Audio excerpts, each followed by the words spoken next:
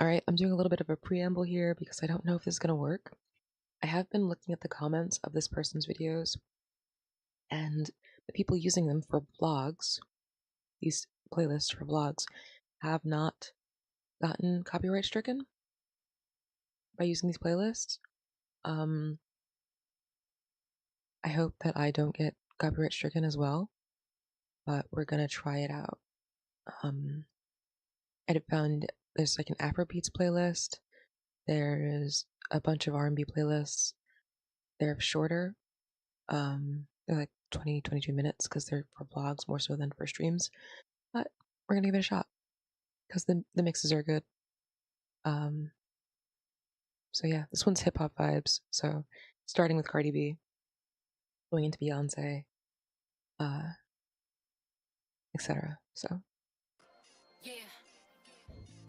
just so if you happen to watch the VOD and you're like, there's a lot of silence here, and you notice it's muted, I was trying something new. Let's see how it goes. Yeah. Okay. Okay. Okay. Okay. Thought I did that chop a lot. I see your point. Look, me versus you and you know they picking. Cheap and expensive, you know the difference. You know that it's hitting, you know what it's giving. Hair, nails, bare. I can survive in the coldest conditions. Hoes very low, they told me they spin. Bitches is wash, soap in the dishes. I apply pressure like ball constrictors. Bitch, two bitch, old bitch, new bitch. None of y'all bitches not gon' do shit. I'm in Miami, I pull up on cruise ship. You in Miami for to room shit.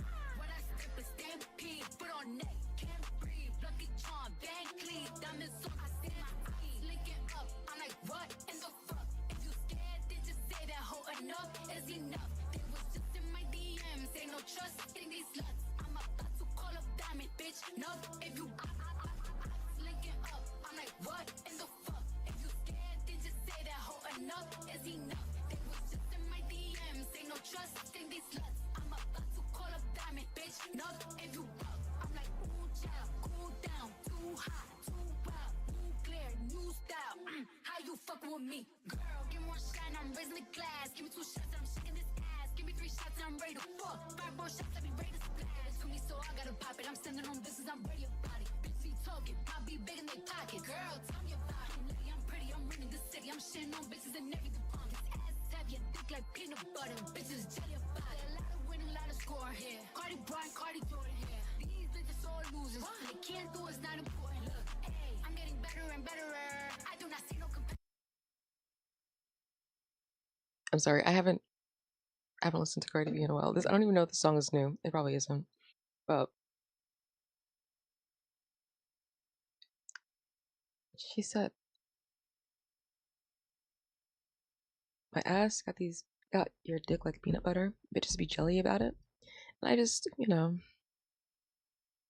anyway. Like,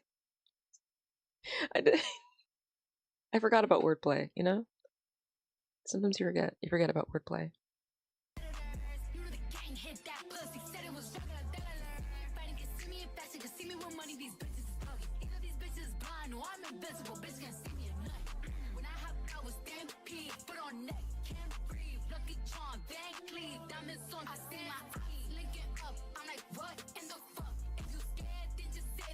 Enough is enough. They was just in my DMs, ain't no trust in these sluts. I'm about to call up diamond, bitch. No, if you linking up, I'm like, what in the fuck? If you scared, then just say that hoe enough is enough. They was just in my DMs, ain't no trust in these sluts. I'm about to call up diamond, bitch. No, if you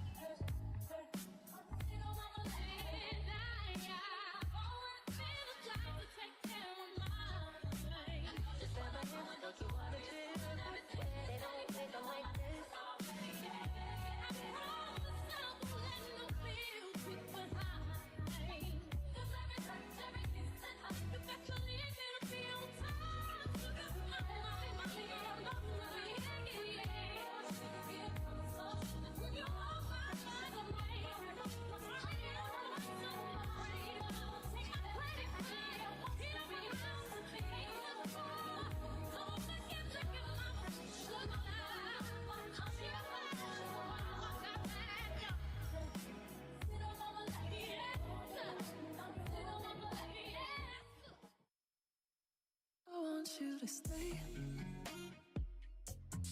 I'm in the grave. Away, dead and buried.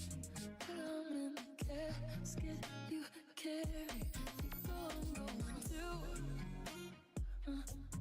'cause it was always you.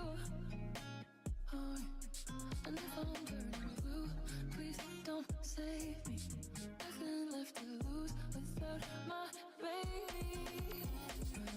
Birds of a feather, we should stick together. I know I said I'd never think I wasn't better alone. Can't change the weather, might not be forever, but if it's forever, it's even better. And I don't know what I'm crying for. I don't think I could love you more. It might not be long, but baby, I'll love you till the day that I die. Till the day that I die. Till the light is my eyes. I will say the Sugar Mama, for some reason, it happens, but the track that they mixed Sugar Mama over was not like at the same, like it wasn't in the same key as Sugar Mama. That bothered me a little bit. Impact it had on the actual content notwithstanding, but I think this aligns, like the keys of the over track and Birds of a Feather are aligned better here. Anyway, up soon. I'm just doing my little posts.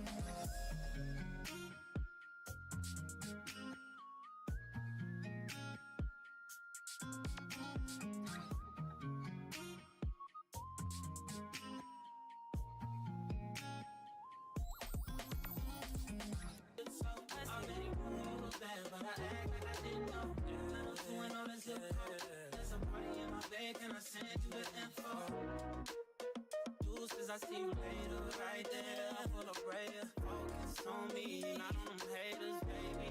Don't you us make you crazy, baby. We can sober up in my bed, won't let me take you there, no.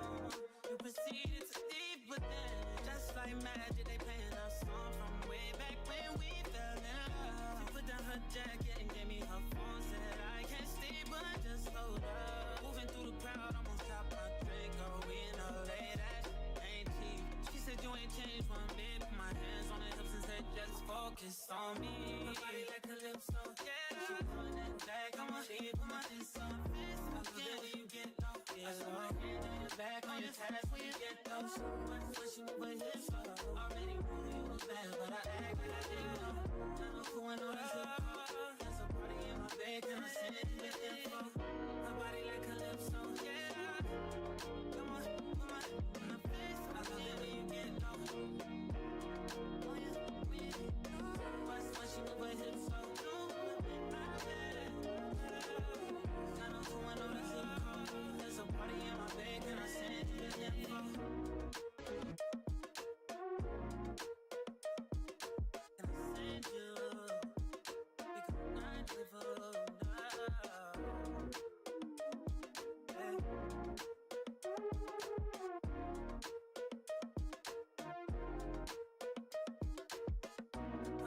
Calypso.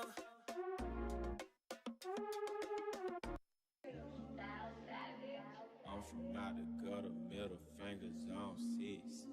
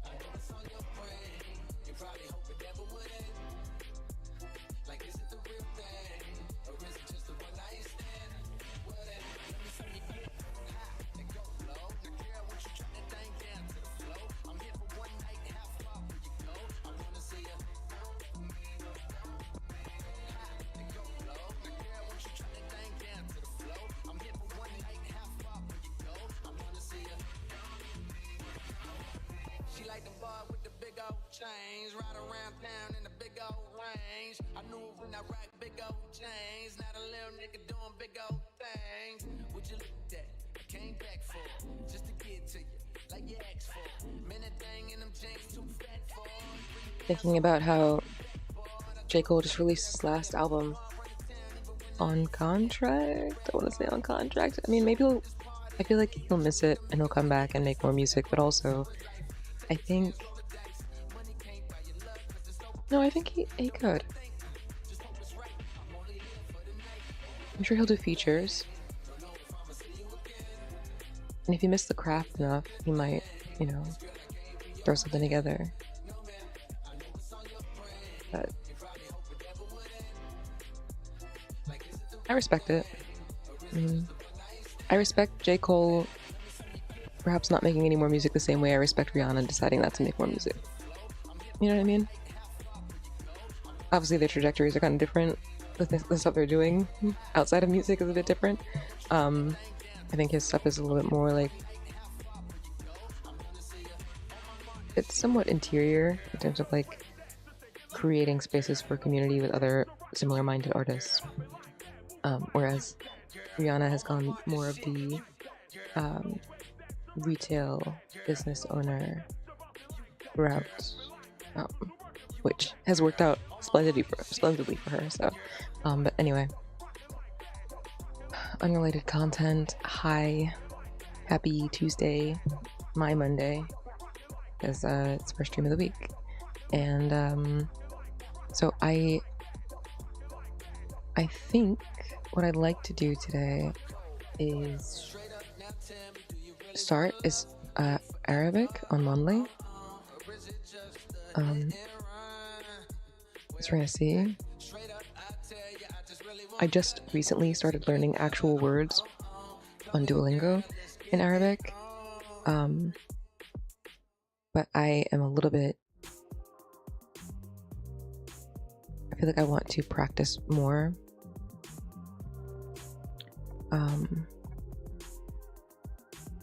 But the words I learned the first words that we learned, other than and, which I guess I knew and before. We were taught and early on, soit. House, door, new and big. Is this who I think it is? Alright. Well. Anyway. I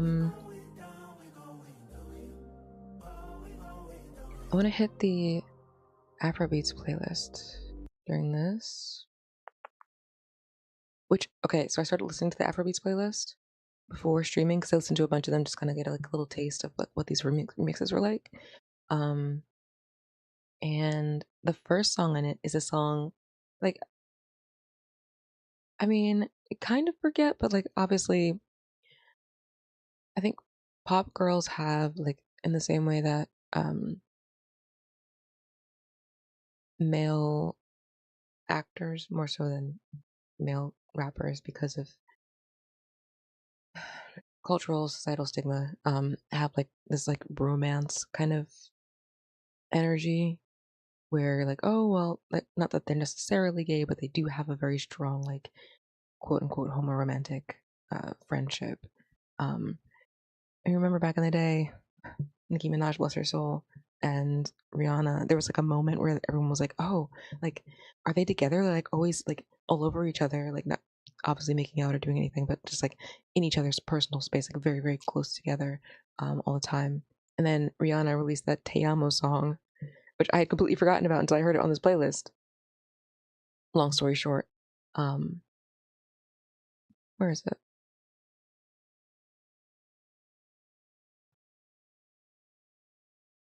Looking at the titles. Anyway, I really appreciate this is like an actual creator. I guess maybe she is a DJ, but she has a bunch of different non-copyrighted music in several different playlists. It might be further down. Yeah. If not, I'll just go straight to there's a Janae Aiko playlist. We'll do that one.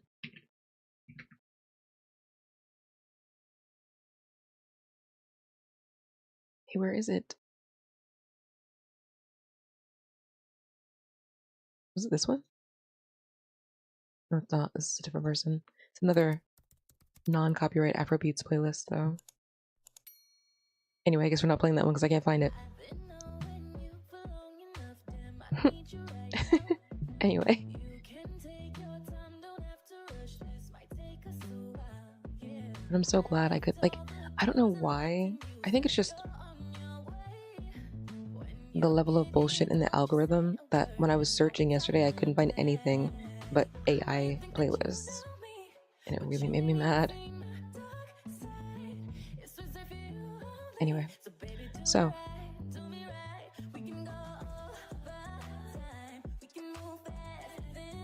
now I have to kind of figure out what the balance is here. Oh my god. This is so big. What the hell? Shrink perhaps.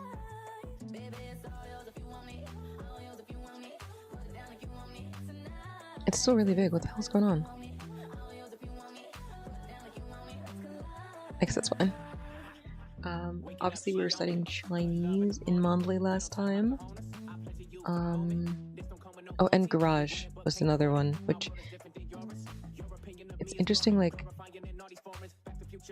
now understanding kind of the structure. Like, it's obviously read right to left, but also the ways that the different, I still feel like I feel like I'm still not very adept with it, but knowing exactly, I feel like but it's really fairly clear, the structure of like how words and letters change when aligned with other words and letters and sounds. In Arabic, specifically what I'm talking about right now. Definitely beginner.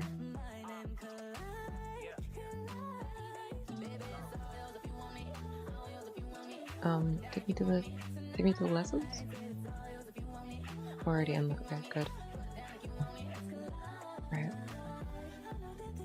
Let's see where they start us here. Oh, start with family.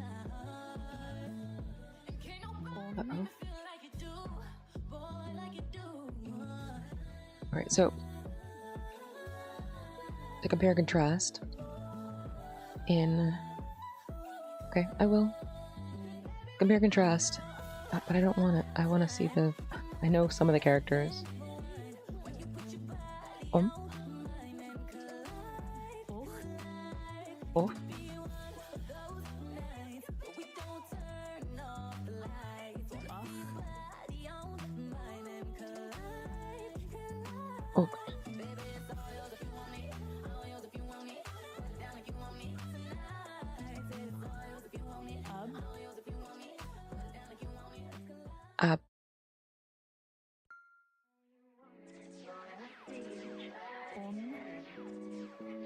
Oh.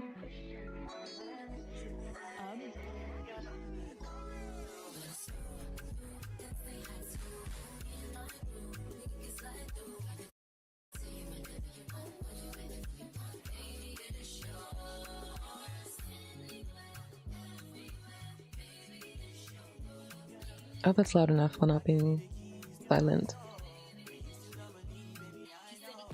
Ab. Hey there, Omni. Okay.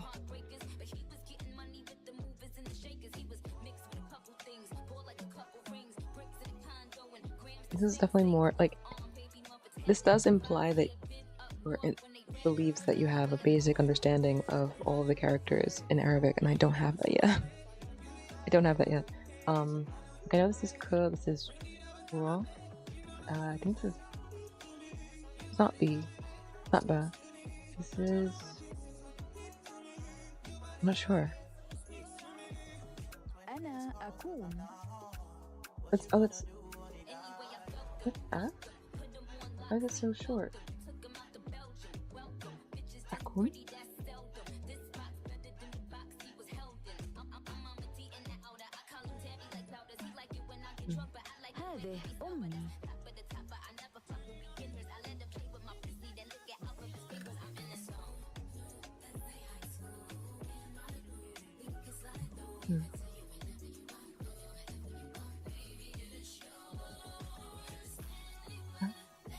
the only. Interesting, okay.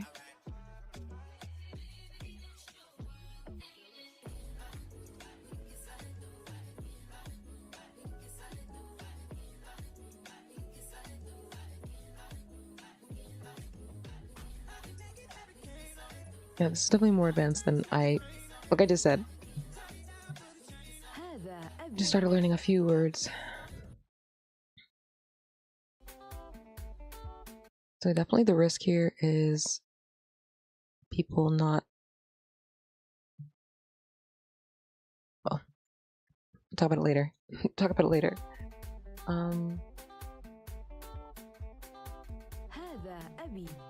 هذا أبي. Must be grandfather. No, it might be... Is it? أبي.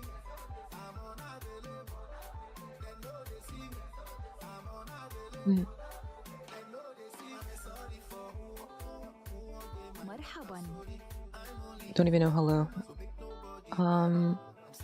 But man. Marhaba.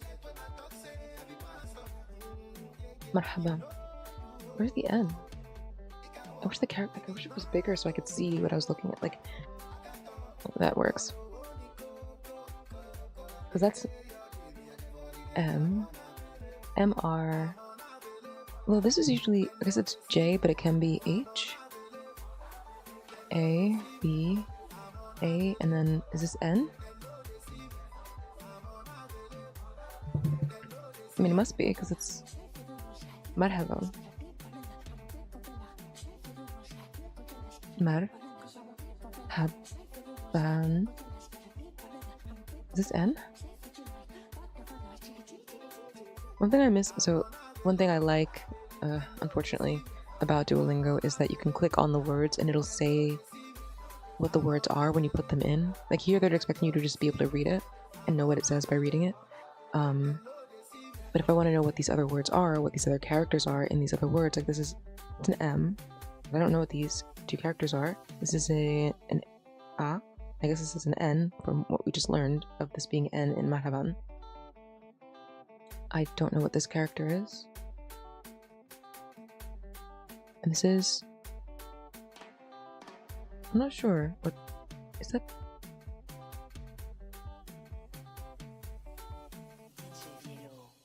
I don't think that's D.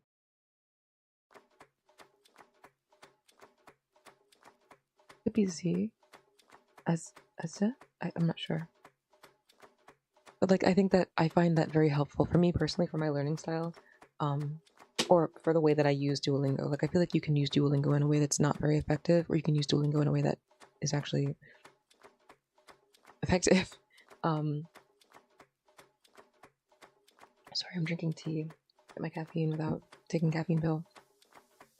And one of those ways is like by using it beyond just what the simple gamification is.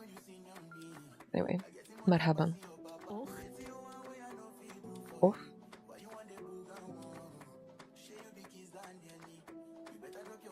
What?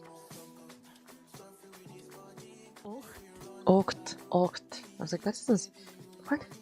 Ocht. Alright, so maybe that's what that is, actually. Like, maybe this is that, so... Those, like, two lines on the top changes the A sound to O. So, O... Put. This is T. Ocht. Or, not O, but I guess it's a U. It's like, ocht. Ocht.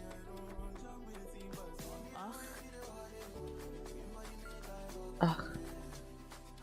That's... That's a J. That's like a J. But there might be a marker on it that changes it. Like, I'm kind of scrambling a little bit because I'm like,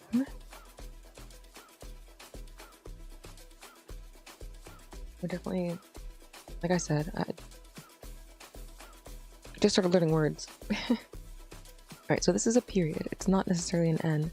So what changes it so that that A at the end of the other word is marhaban?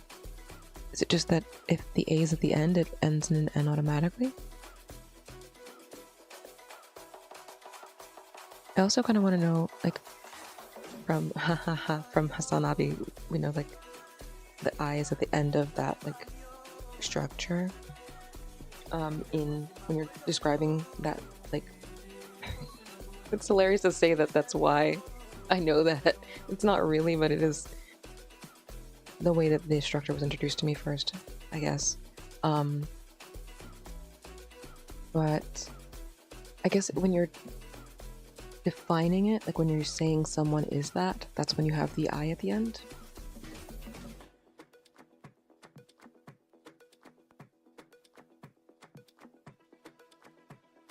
Okti. Okti. هذا أخي. Hada. Oh, that's H. Okay.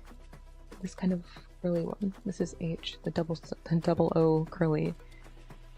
Looks kind of like a cursive S. Hada.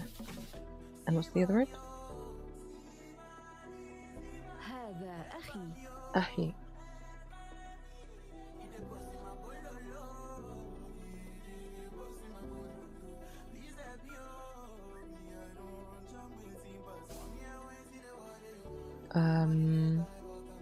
أختي. هذه أختي. هذا أختي. مرحبا. مرحبا.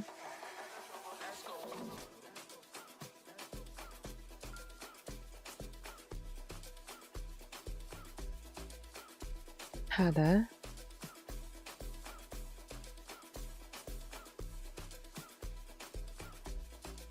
Why is the structure different though?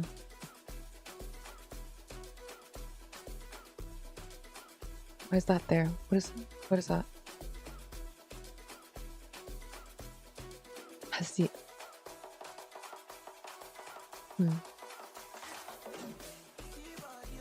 It's not hada, it's haza. I was like, is that a D or Z? A Z, right? Because it's, I guess when the H is at the beginning, or maybe this is incorporating the like upward mark that you'd put on a character to make it like a ah sound, and at the end it doesn't have it. So hazi. هذه أمي. Hade. What? Okay. It is Z, but it's not pronounced like Z. هذه أمي. Hade. It's a very soft Z. It's not haze. Hade. Omi.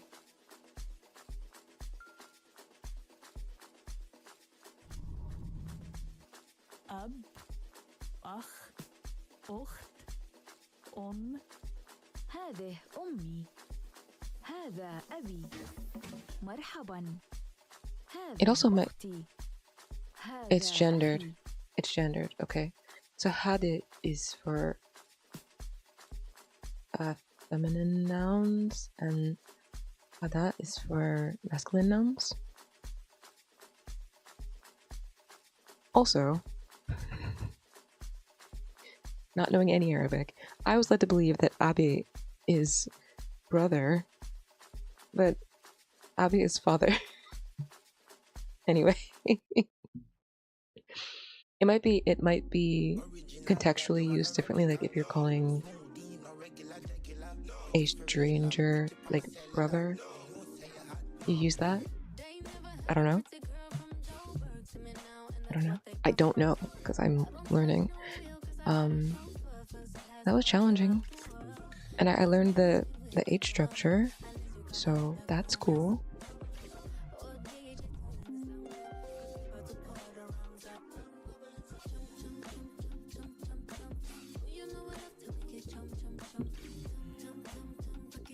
I do feel like it's not. Well, it's not that it's not anything, it's more so that you do need a foundational base understanding of the language that you're practicing. like I have a foundational language of more of the other languages that I've been practicing. I've gotten farther in them. I'm certainly further in Chinese than I am in Arabic at present. But even as a beginner, like just doing the first lesson on here, if I didn't know any Arabic characters at all, I would have been floundering. I would have been struggling. I would not have been able to complete it. Or, I mean, I wouldn't have gotten 3 stars. Like, I feel like I was struggling, but I still got 3 stars. Oh, okay. Sabah al-Khayr. Let's try and read it. S is not a structure that I know yet. It's not.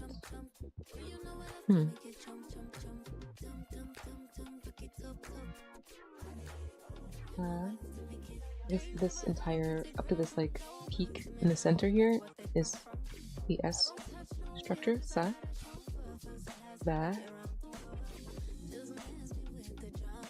And even this is J. It's not pronounced like J here. It's maybe. Hold on. I wonder if I think J. The J sound has like there's something in the center of this structure, and without that, I guess it becomes an H. I don't know. Okay. الخير.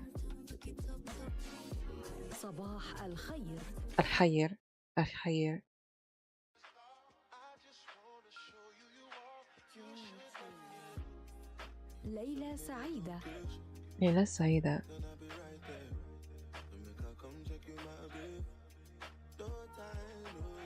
Alright, so the E sound is all the way over here, so what's all... I don't know any of these structures yet. Saeed, I mean, sure.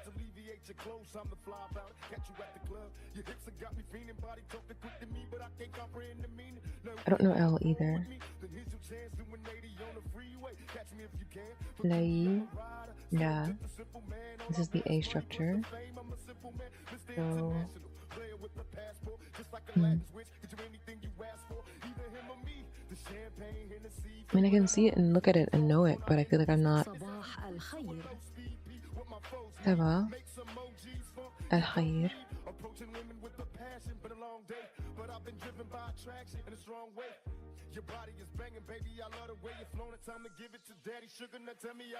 ليلة سعيدة. ليلة سعيدة.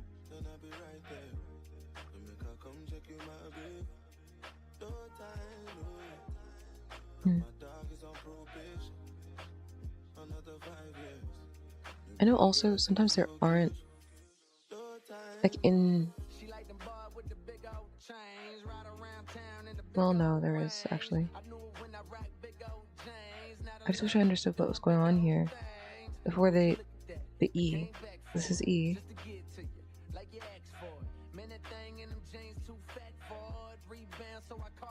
Is this S, and then this is, I think maybe, why is the S different here than it was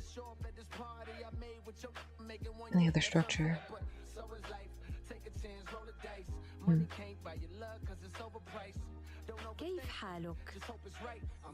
Well, we have the question, so we know where that one goes.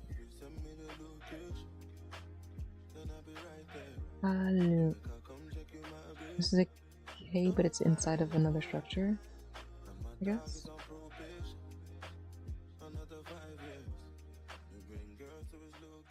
Okay, so that's Kif. This is Kif? No, it's this one. No, it's not.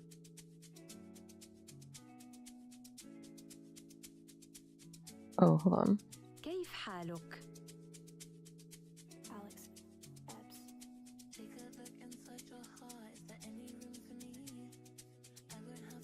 I was correct about Haluk, obviously, because it has the question mark. Kif, that makes sense, okay. I'm not sure where this was over here in terms of that, but I was like, this is K. Kif.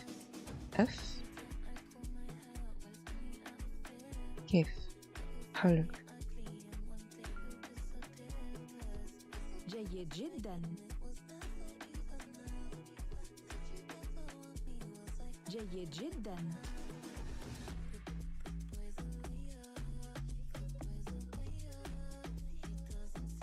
جدا.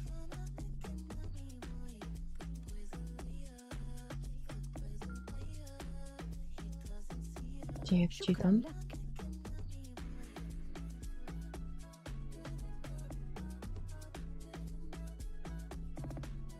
شكرا لك.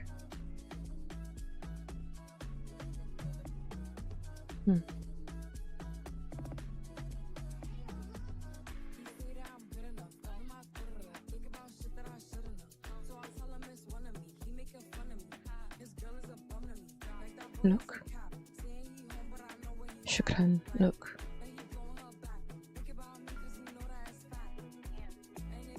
مع السلامة. مع السلامة. مع سلامة. مع سلامة. Is that is correct, but it's as-salama. Okay. I guess the structure is S.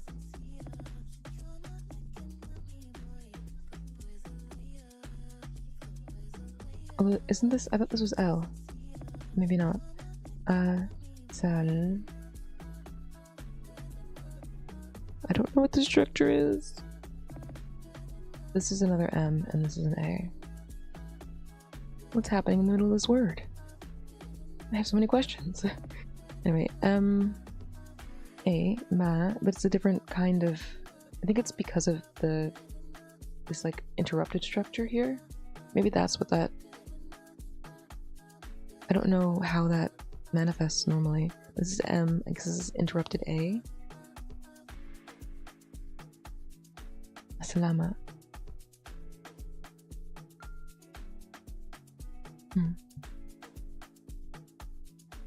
صباح الخير.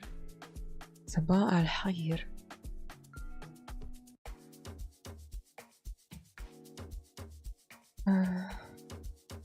ليلة سعيدة. ليلة سعيدة. كيف حالك؟ كيف حالك؟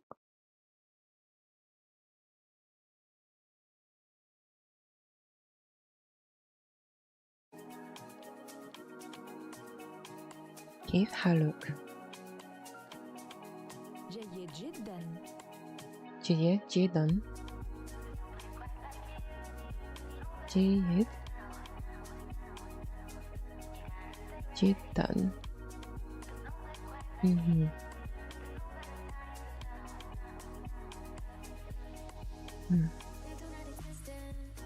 What does this double line marker do? Like, how does it change? Because it's still D. Maybe this double line, I don't remember from the previous section, but maybe the double line here means that at the end of the next vowel is the N sound?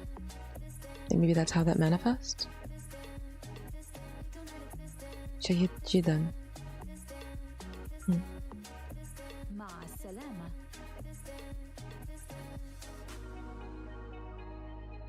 مع السلامة.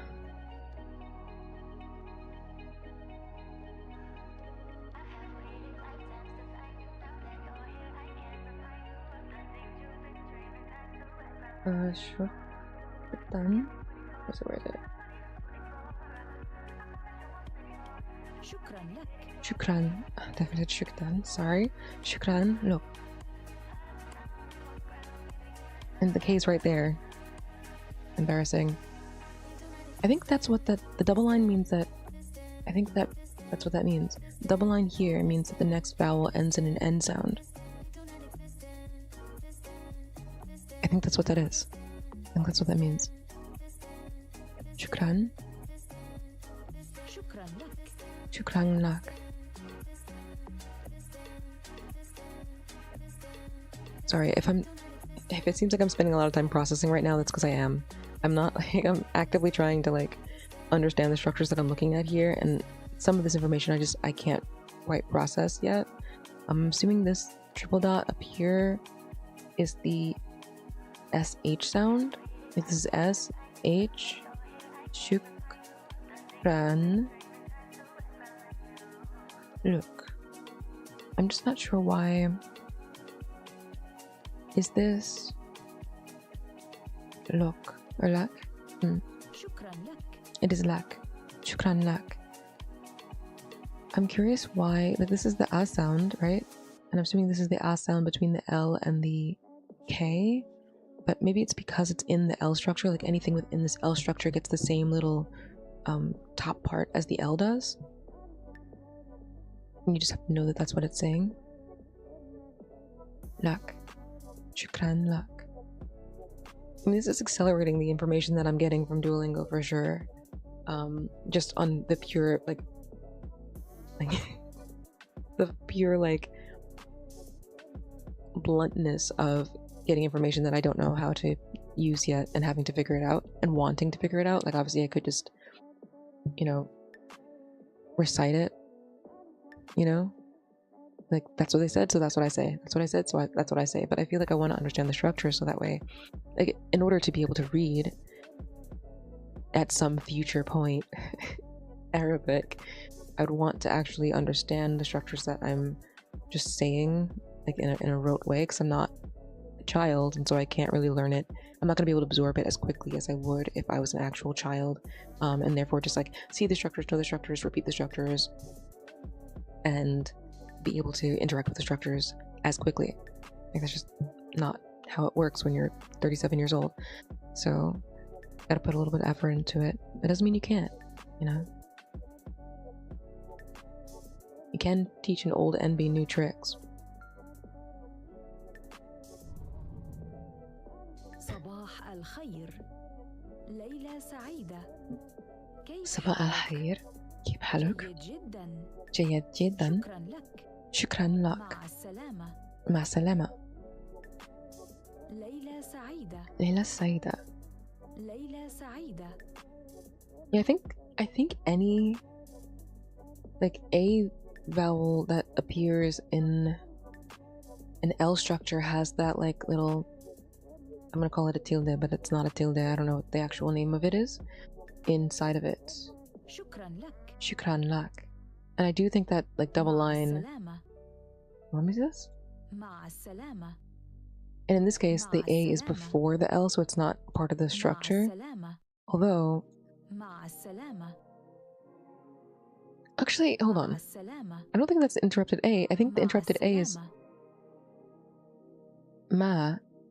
I don't understand. Like, I want to understand how that, like, what that, because I was confused, right? Because at the beginning of salama is an A and an L structure, and then the S.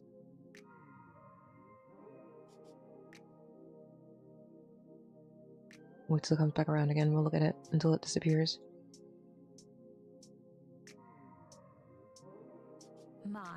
Like, what, is this actually the full M structure? So it's actually like ma a ta, and then, like, there's so much in the structure. There's so much in the structure of this word that I don't know yet. Like, I know this is another M and another A. Sorry for, like, saying goodbye repeatedly. It's not intentional. I'm trying to understand the structure of this word, and I don't know it yet. Like, I'm trying to, like, brute force it here so I can understand what I'm looking at. كيف حالك؟ كيف حالك؟ كيف كيف حالك؟ حالك؟ كيف حالك؟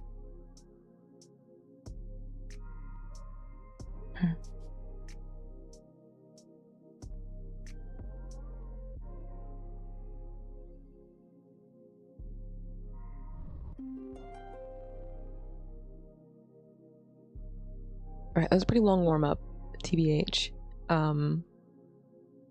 But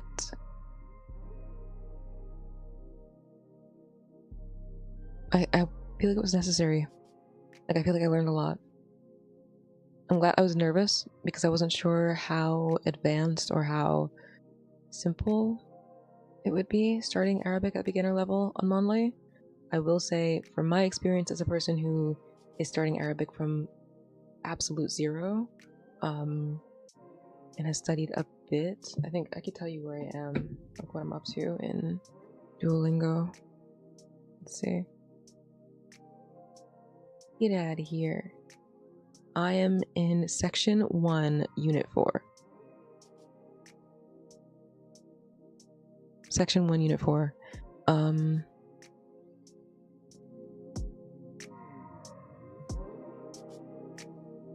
the unit is talk about your house. So just to kind of know where I'm at, like my beginner level on Duolingo is that my Arabic score is currently 7. Although I think that has more to do with how many lessons you do rather than what your actual skill level is. But I think I will continue on here. I mean, I think it augments the knowledge that I'm getting. The more structural, I will say. I mean, for what it's worth, obviously it sucks that they've decided to, instead of hiring individuals, like actual consultants or contract workers, and use AI instead. I think that sucks. And I really am looking for alternatives. But in the meantime, I think being able to augment the knowledge that I'm getting there with something else that challenges me more is definitely valid and useful to me. And if you want something completely on the level, Monly has that. And I'm glad I was able to pick it up. I'm glad I researched it and picked it up. So anyway, it's Tomb Raider time. I'm gonna take a break first, set everything up, and then I'll come back. Also, I'm gonna do a fucking ad. But yeah, hope you guys are excited. The new visual novel is Hooked on You, which is fairly short, but I wanted to get the summer game done while the summer is still occurring. The next game though, when I was in my formative years of my queerness, I spent a lot of time on Tumblr, right? And in circles specifically of primarily queer trans women, like not necessarily straight trans women, but like queer trans women, and they were kind of like, they weren't my found family. I was kind of like, it was like what is that fucking movie? Hold on. Actually, I can let this play while I'm looking this up. I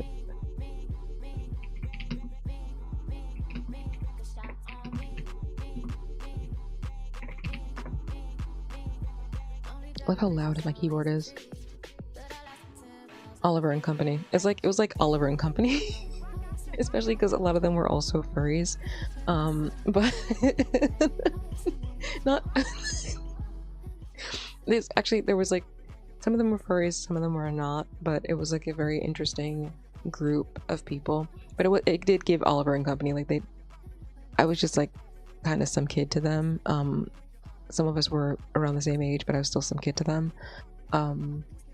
And they made some really cool art that I think, although isn't like necessarily well known now, was important to my understanding of gender and my understanding of how other people perceive their gender, people who are not like me and who have different experiences with, you know, the trials and tribulations of being who they want to be and understanding their bodies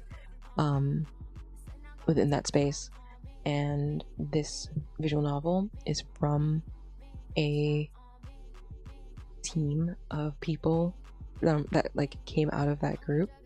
And I think I haven't really looked for, like, because obviously at some point, because I wasn't really actually friends with them, and not in a derogatory way, that's just what it was. I kind of branched off and went and did my own things and stopped like following these people around. So I don't know what they're doing now. But I might look into it and like give a little update, because I think this was, I couldn't afford to purchase it when it came out, but I did buy their first game. And I was really invested in the idea of people just like meeting each other. I mean, I think it's a lot harder. I do think it's harder somewhat now than it was then, just because of the way Tumblr worked then, even versus the way Tumblr works now. It was just so different, and the types of people on there were different, and I think the entire structure of the communities that formed there were different for a variety of reasons. But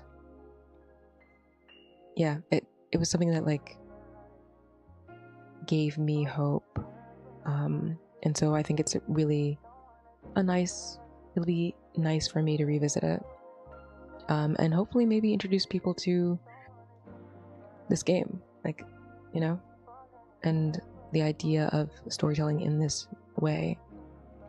But I'm excited about it. But we gotta do Hooked on You first. Long story short, Hooked on You is gonna be first. We're going to hit this next one. It is a bit longer, and I think it's definitely longer because unlike more contemporary visual novels, independent visual novels, it doesn't have the autoplay structure in it. So if I want to play different routes, I will have to go all the way through the routes. There is no like fast mode. So I'll take my time with it. And yeah, I'm really excited about it. Like, as far as like video game history stuff is normally concerned, I'm like, oh yeah, you know, it's important to check out this stuff, and it's important to see the original Tomb Raider. It's important to understand the background of why Marathon exists as it does, and where it came from, and Bungie's history, blah blah blah blah. But this is something that is like important and foundational in my mind to the work of queer creators. I think in general, certainly from that era, but I think overall, I would say overall as well. But anyway, taking a break, playing an ad, and then we're gonna play Tomb Raider. We're gonna do some backflips. The original unnecessary the original unnecessary backflip doer, Lara Croft. Be right back.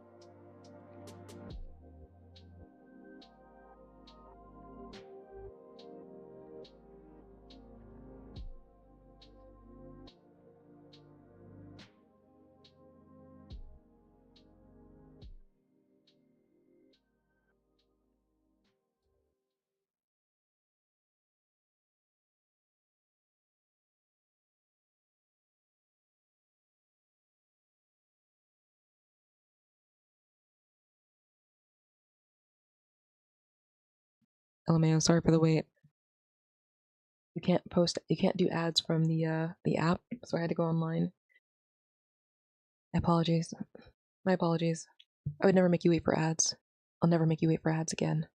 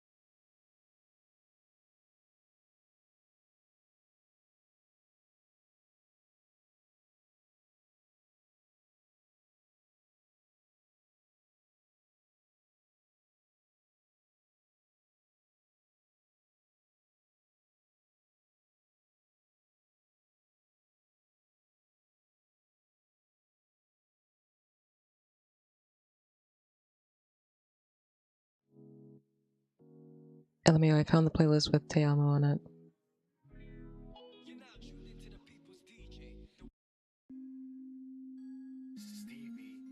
Skipping it though.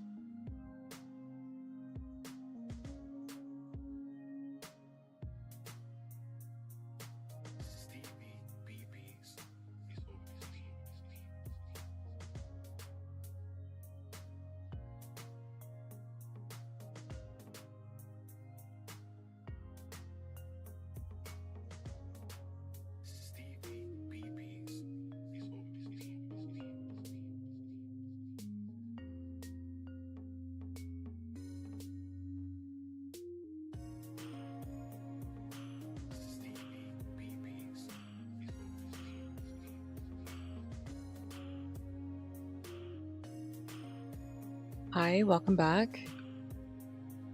Oh, all my shit's out. My bad.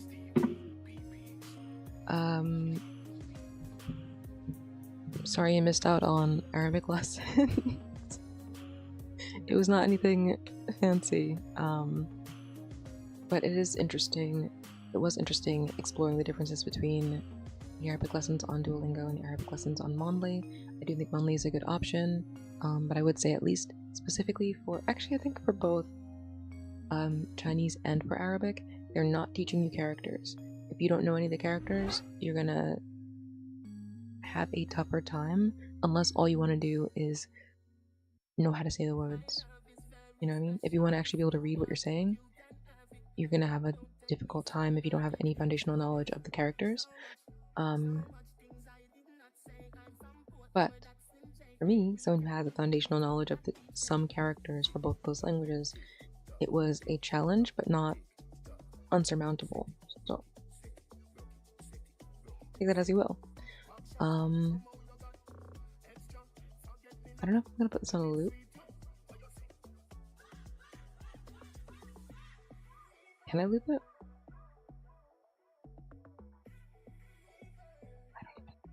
If it, whatever. We'll just start the game.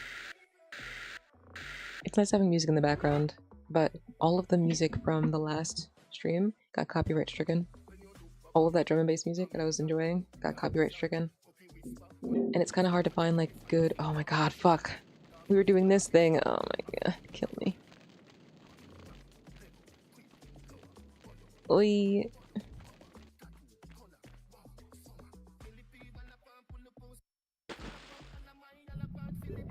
Nightmare mode.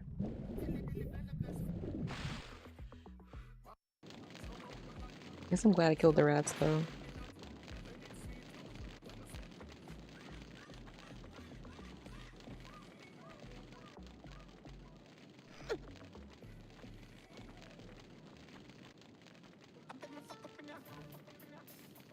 It's like, how do you do this though?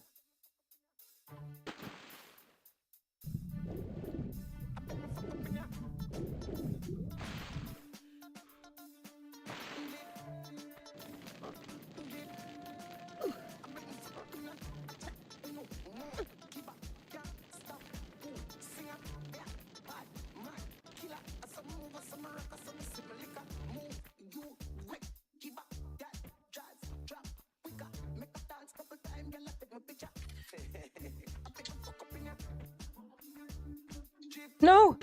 Oh my god! Somehow we almost had it! Oh, that hurt my soul. Alright.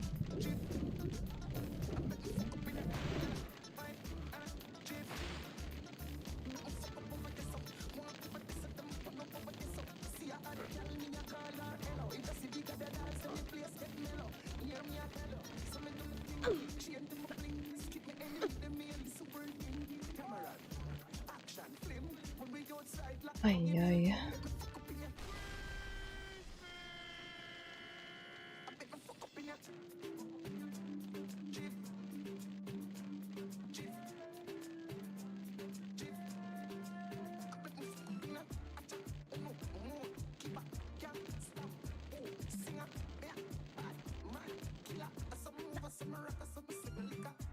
Jump too early.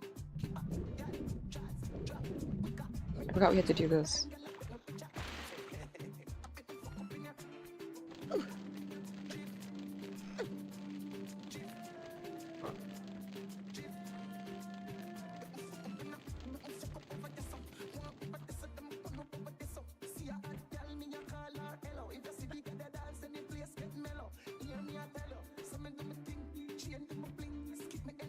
Oh god, okay, alright.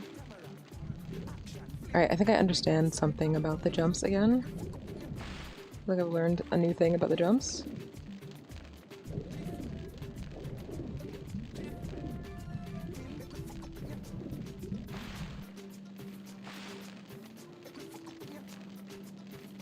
Alright, I'm kind of concerned though, because the... Is Nightbot down?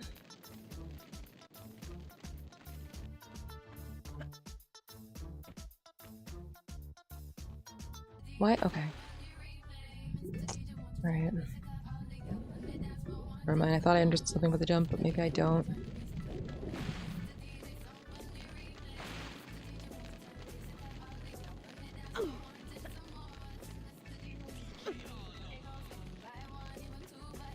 Or stream elements might be disconnected. Either way.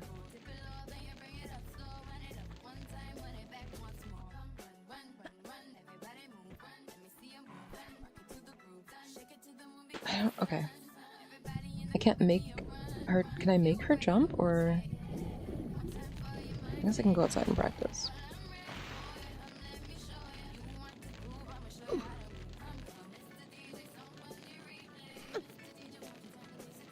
There's nothing out here, no dangers.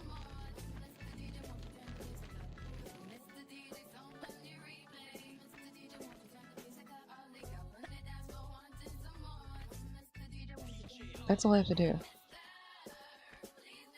So you don't have to hold it, okay. I thought you had to hold it while you were doing it. But you do have to get at least two, you have to get 2 steps in, but you don't have to like hold jump. Like I thought you had to be at the edge and hold jump while running in order to get the jump at the end of the 2 steps. It can do that, but you can also just like watch our steps and go 1, 2, 1, 2. Still learning things about how the fucking tracking movement in this game works, which is okay. That helps a lot because otherwise, you know, this is infinitely more difficult. Now, somehow, still can't get the two-step jump on that though. We were doing it before. Let's see. That is all you need. So I need to jump a little bit further back so that I land. Alright, relax. So that I land with enough space to get 2 steps in again. I need to jump a little bit early on this.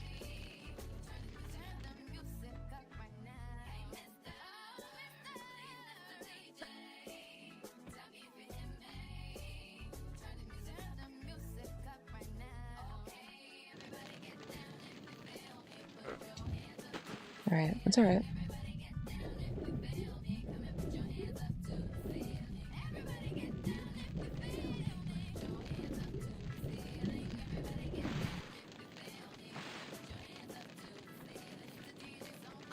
I don't know if this is copyright free enough for me to not get marked, but I hope it is. I hope it is. Actually, you know what? For safety's sake, let's go with the safest possible copyright free, which is boring. That's okay.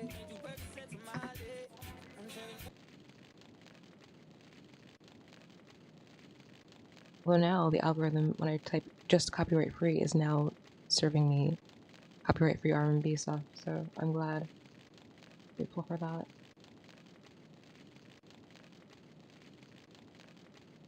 Interesting.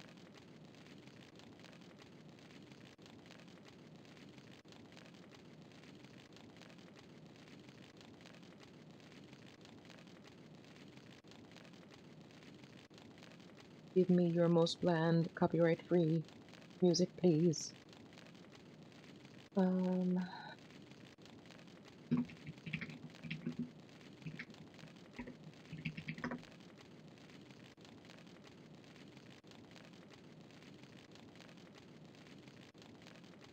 Sure. I don't know what that means, but are we good?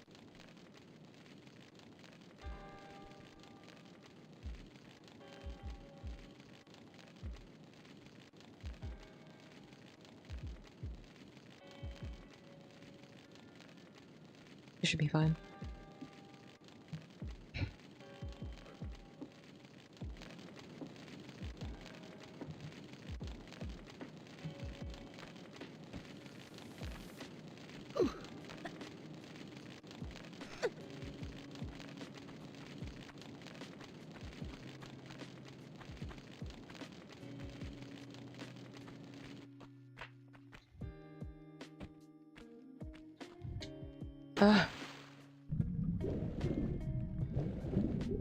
I'm hitting it too early.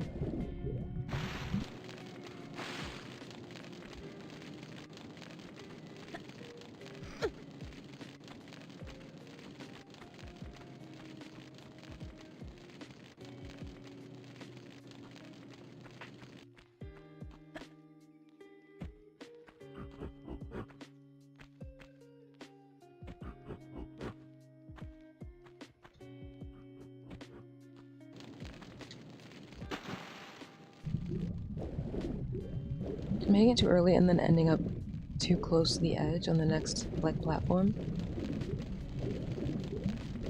Or on the last two. That's like the hard part of the last two, is that I need like enough space to make that final jump. It won't matter if I catch on fire on the last pillar, but because it's connected to the land, but I need to get to that last pillar.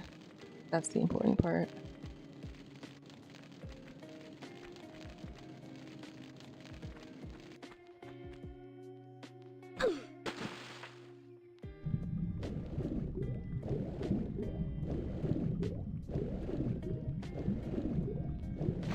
It is a balance challenge, because it does require you to be able to pull off that one. It requires you to understand how the jump works and be able to pull off adjusting in time. It's not like impossible, but you can't really fudge it. Ugh. and also you have to press the jump button at the right time, which I am not doing. I can see the foot landing, and I press it preemptively.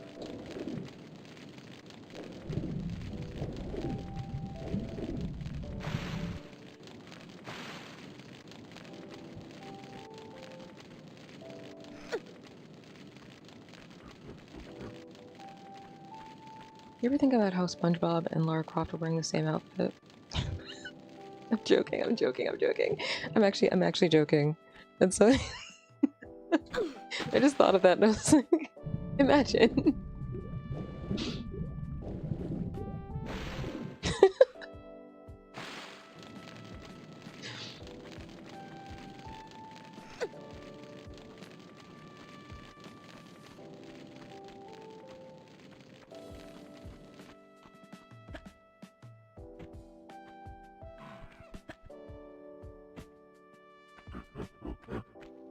Ah!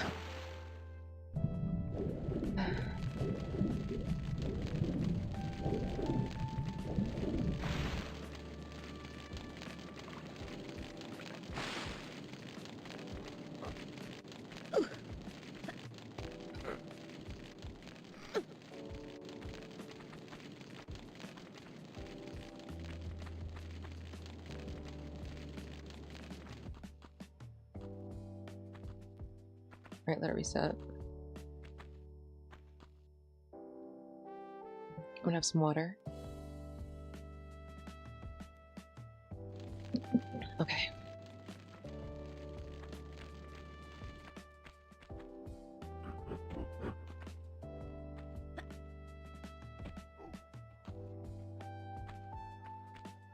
I'm dead. Or, I'm not gonna make it.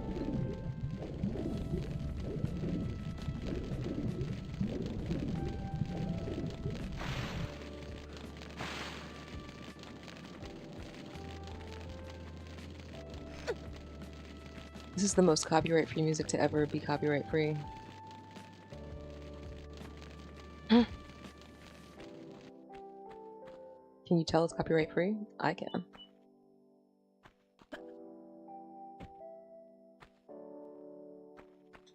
Ah! Like, I'm trying to not have to move on the third pillar to get to the fourth pillar, which will give me enough time to adjust my location on the fourth pillar. But it's just short enough. Like, there's almost enough space for 2 steps there, but not enough to produce 2 steps and a jump. Unfortunately. I don't know what's up, but I actually feel, unrelated to anything else, I actually feel pretty good today.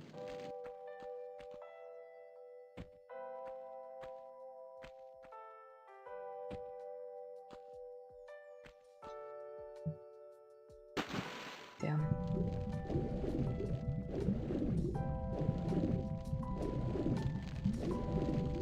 At least I have the hang of it. Like, I feel like I know what I need to do. I just need to execute.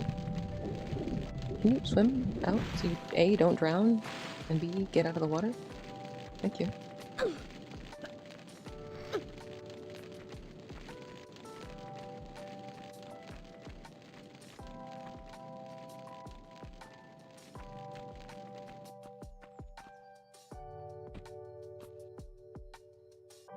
Not gonna make it. Just because of that. Just because of that. Definitely not gonna make it, but I don't want to wait and catch on fire about it.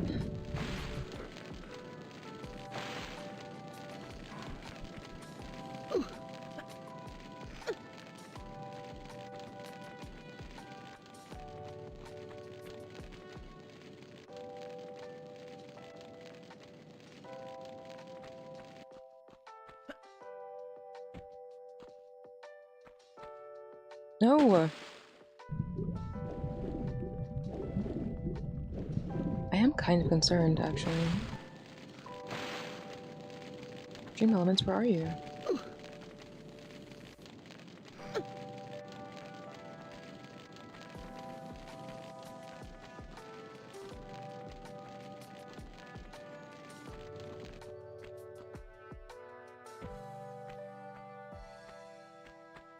Ah.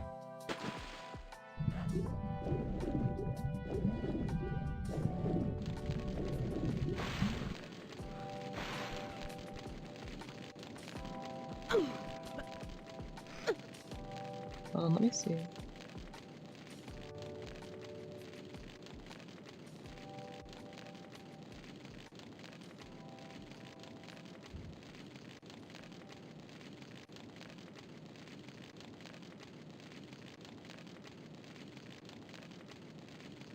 Okay, it's there. Maybe just my auto poster off? I don't really care because it's fine. I guess it's fine.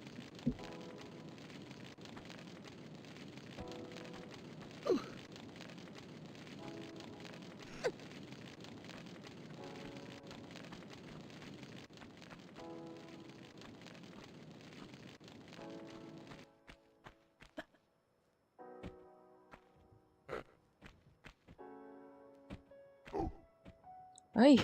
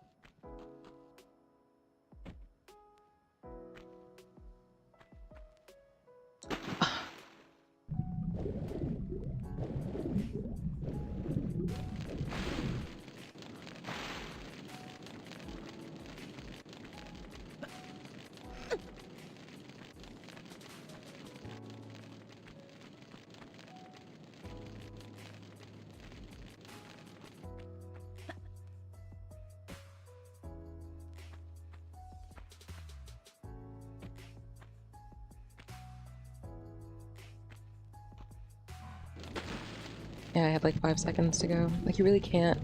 You have to be in the right place so you can just do the jump.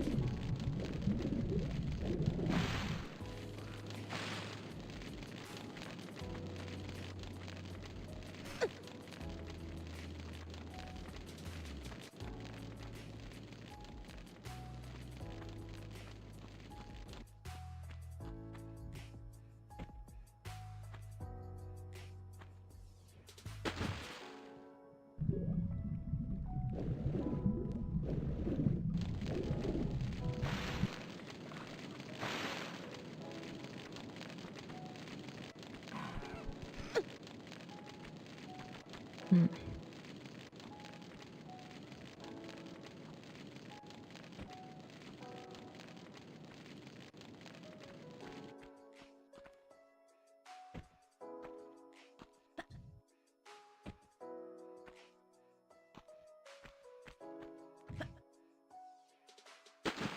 Just wanted to see if I could. I mean, I think if you jumped from the very, very edge, maybe you could do it.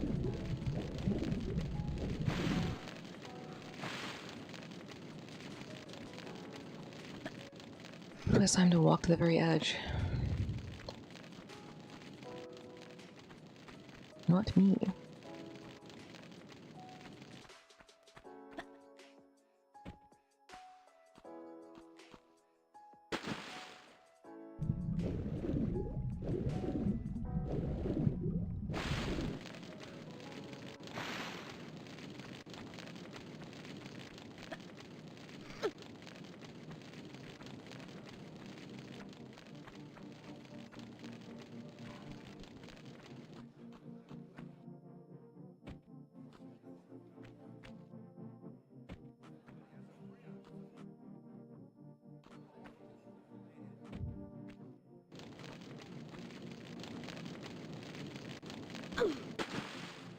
Damn.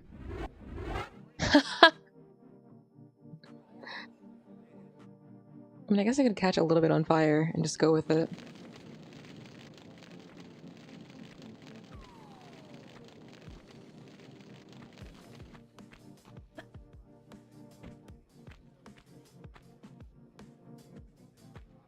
Okay, but not this much on fire.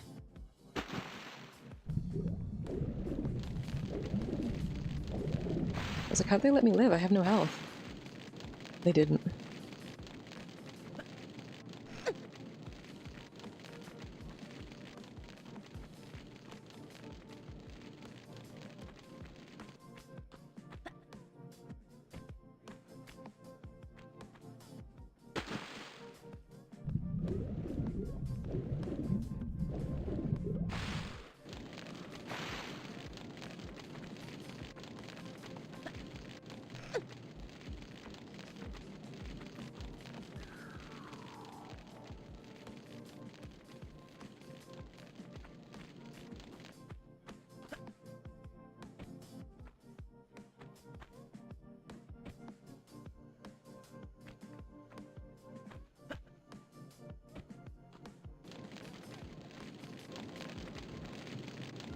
not worth it. Like, it's worth it if I start catching on fire on the second one right before jumping, but anytime before that it's bad news.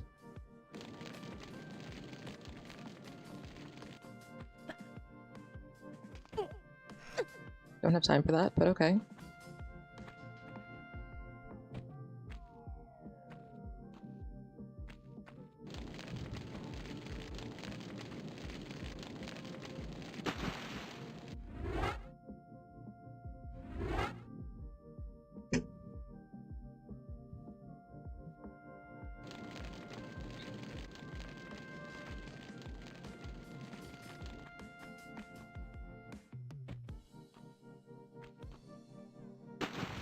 Okay, this might be faster.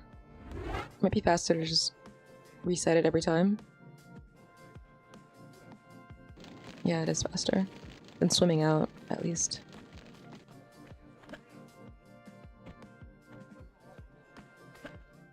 Not that we're speedrunning, but...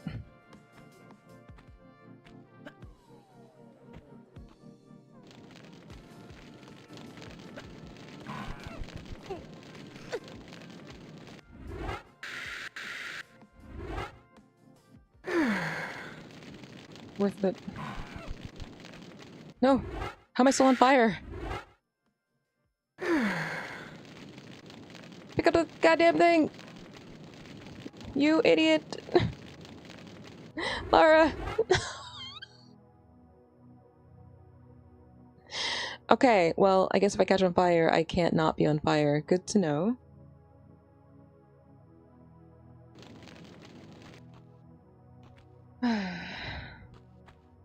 It's not Lara's fault. I'm the idiot. I did it. Anyway.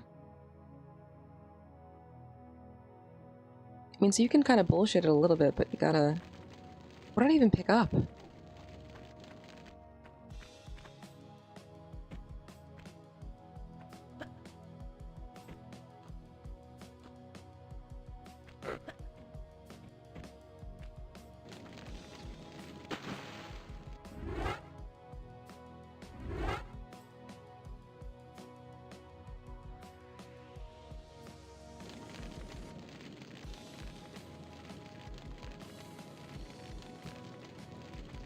This music is so ass.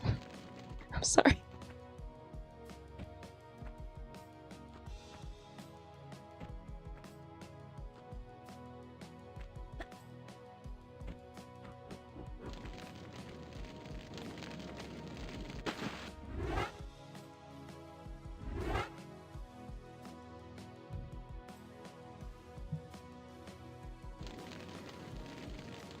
It's so wild to think that all the things that I remember people talking about from this game were in the first game. Like, the raptors are in the first game. The turning into gold is in the first game. That's pretty iconic, I gotta say. That's very iconic. No wonder.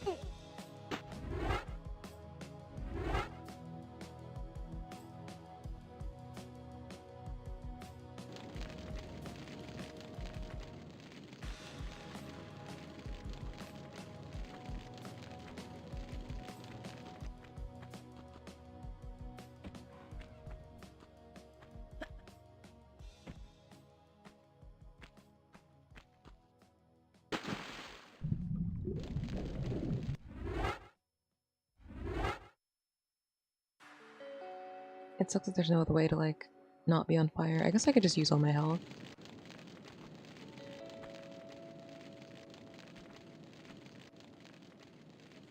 All she has to do is slowly pick up the thing off the ground. We're in the money.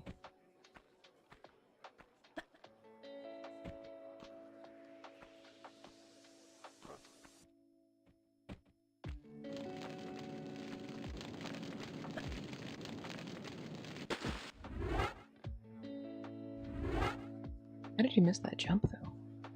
What's going on?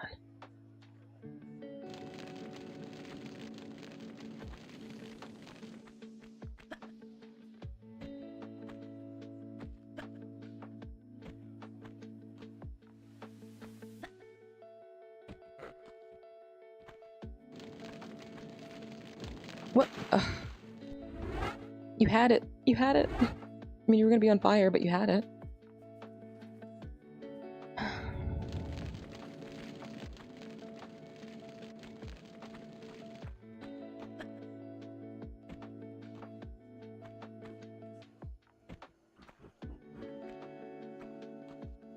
Took too long.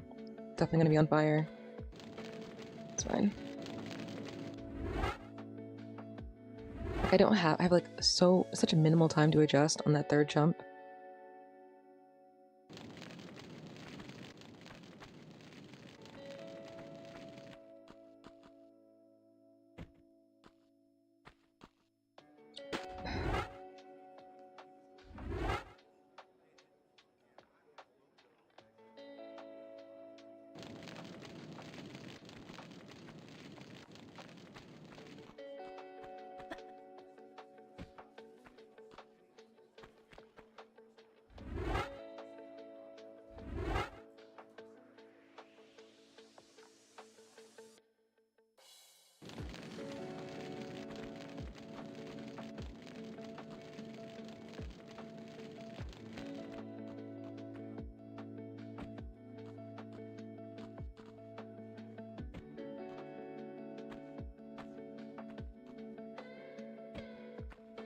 No.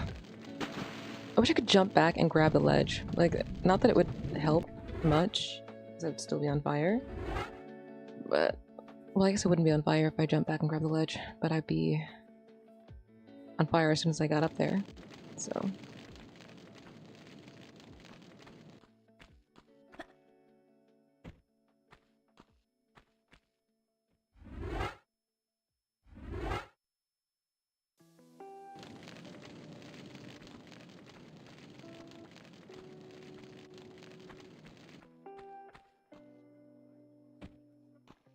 Jump too late. I need more space on that first jump so I can have enough space to run on the second jump without having to move.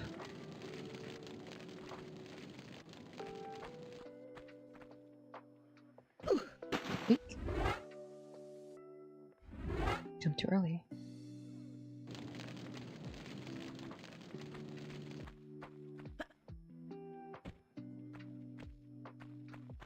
No, why did you stop?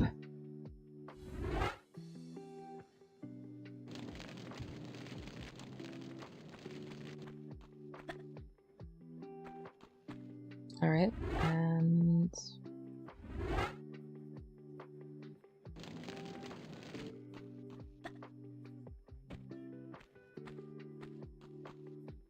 why?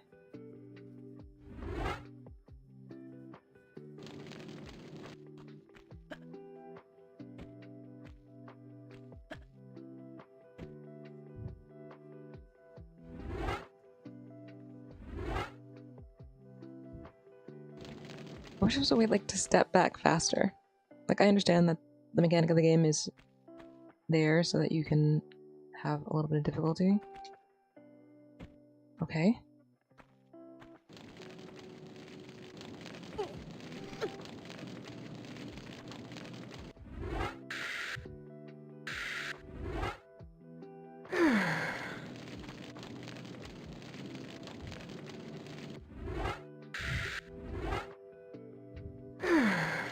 Run. Holy shit. Do I know what I picked up? No. But I sure picked it up.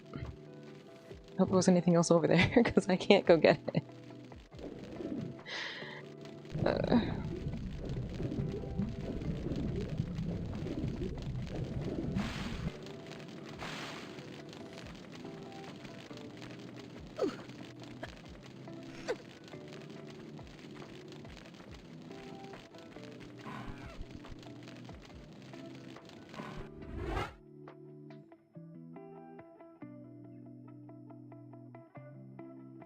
A lead bar, you say, huh?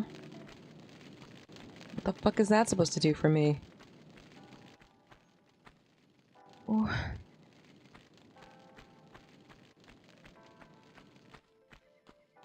Now I'm annoyed.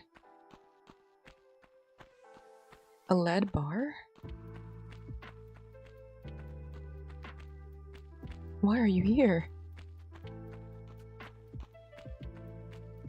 What does it mean?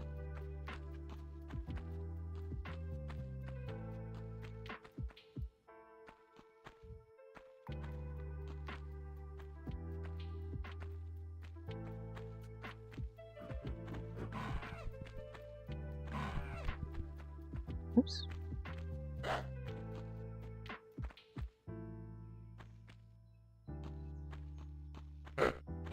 Is there a girl up here? Hello?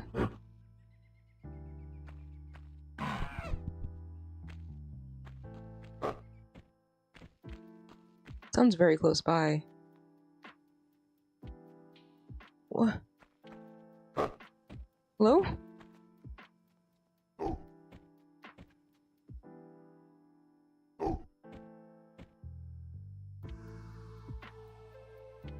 Alright, we've already tried going up there to get that. I don't know how we would get up there. I would really like to have it now that we have no health, but you know, whatever.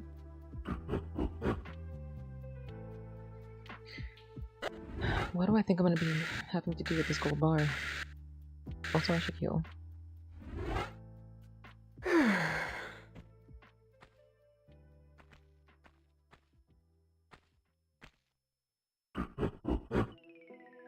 Where are these gorillas?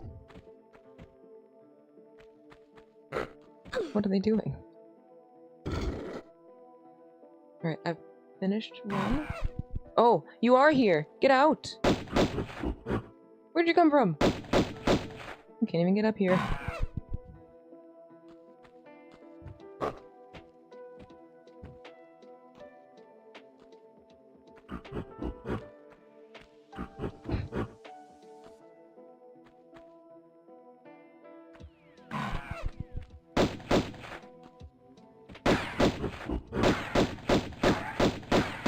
I don't know where it went. Oh, that's good.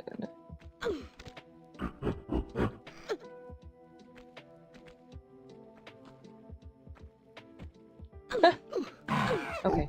That's not ideal. Okay.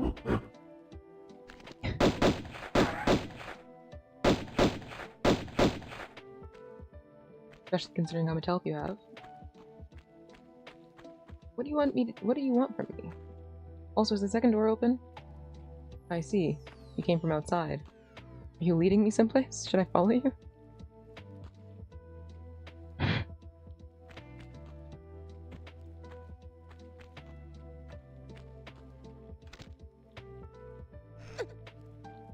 Right, let's see about this door first.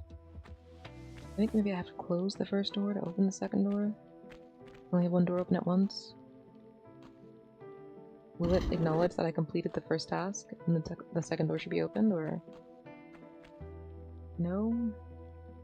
No, it doesn't seem to be doing that, actually. Yes, I see you. The game doesn't want me to shoot at you, but I do see you. Come on up.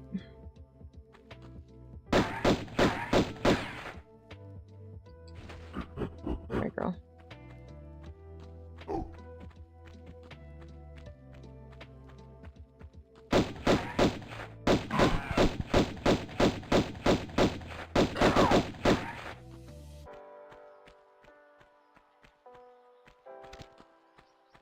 Alright, let's go out where the gorilla came from and maybe see if there is some new information relevant to this lead ingot.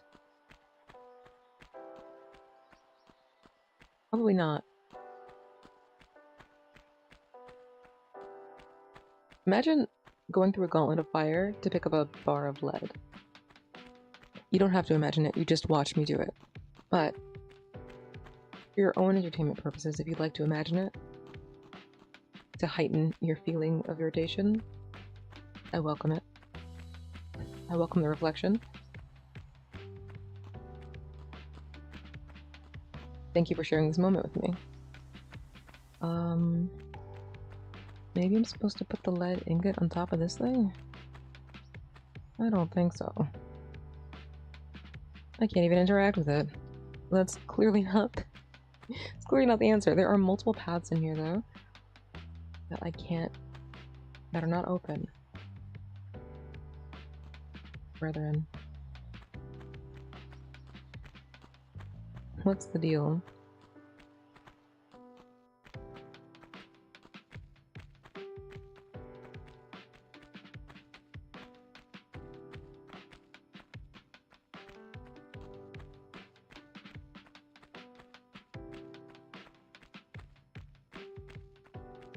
I still have this thing, which I don't think that's a makeable jump. I did try it last time. I tried again. It doesn't hurt to try.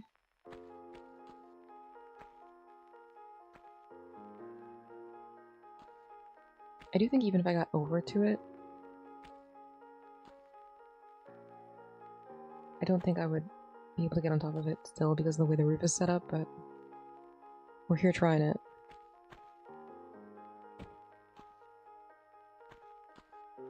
I think it's just high enough that you can't get there. We've been back here.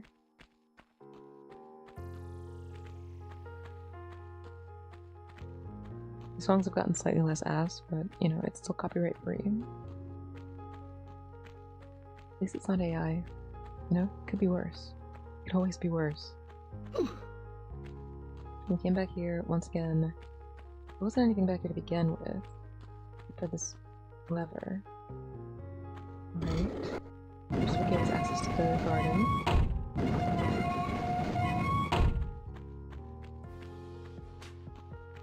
We're just double checking everything. Because I don't know what to do with this lead bar.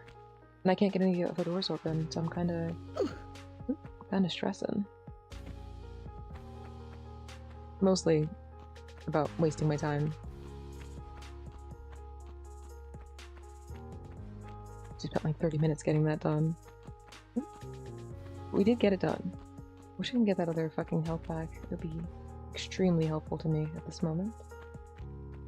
I don't know how to get up there. I don't know how to get up here either. Stress. Everything's just slightly too high.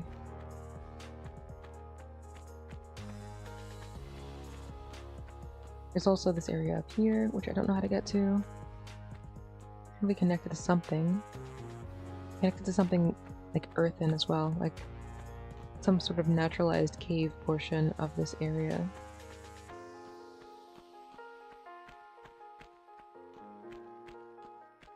That comes from over here.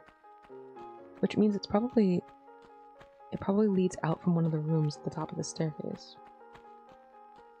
Let's go back down here. I don't think there's anything down here that allows me to use a lead bar to traverse, but I could be wrong. I've been wrong before.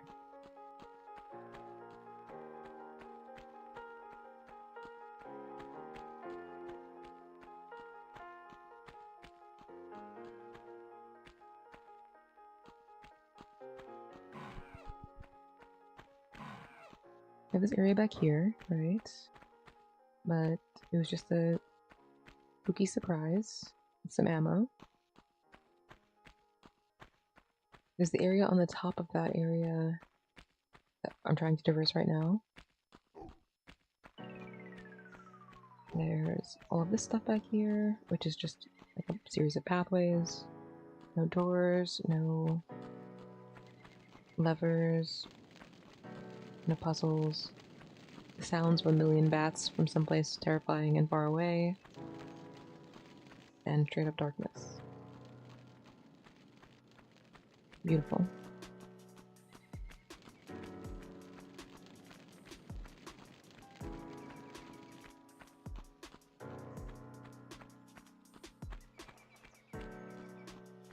I do think you can get up there, but again, I don't know how. That's too steep for me to climb.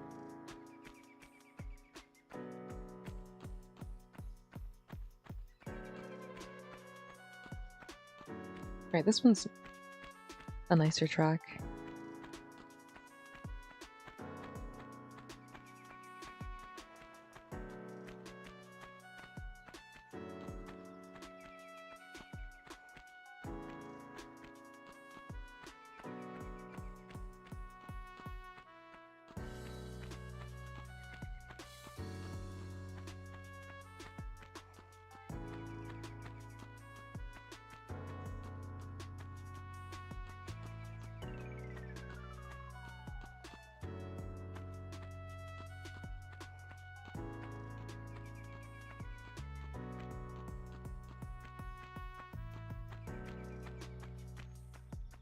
Alright.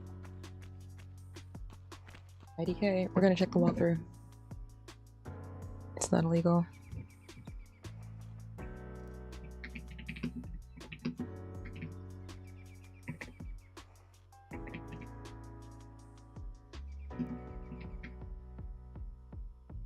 Mostly because well, the options are go back to the previous save, and do the Midas run again, and do the fire run again.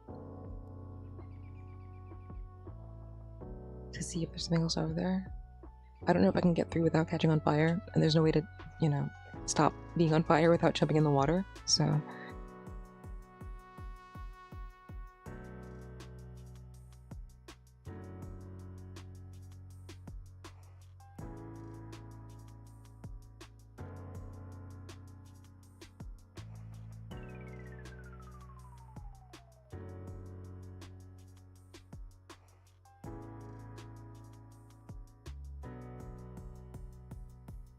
Ah.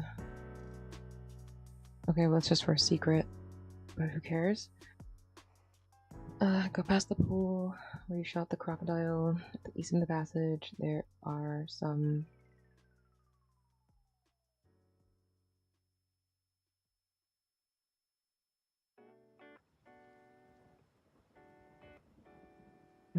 Oh, right. This is a hot tip to not die to the lions. Got it. No worries. Already did that.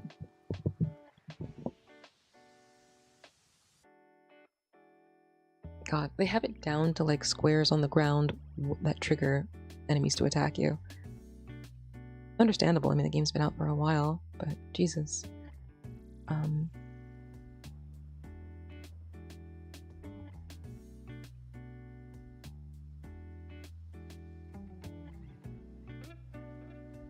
Walmart?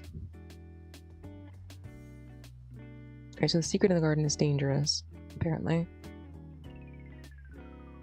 Oh, yeah, that looks pretty deadly. I'm gonna move on, because that's not what I don't care about that right now.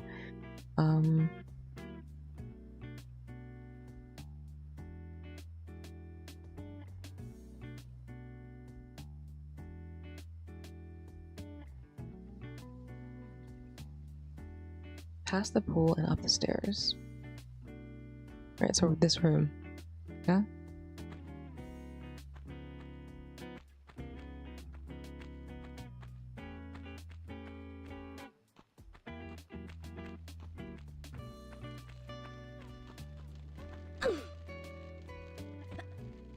Right, so I try not to look at what I will get from doing the thing. I just try to look at what, like, traversal area I've missed out on, because usually that's just what it is. It's just I've missed out on what I can actually interact with.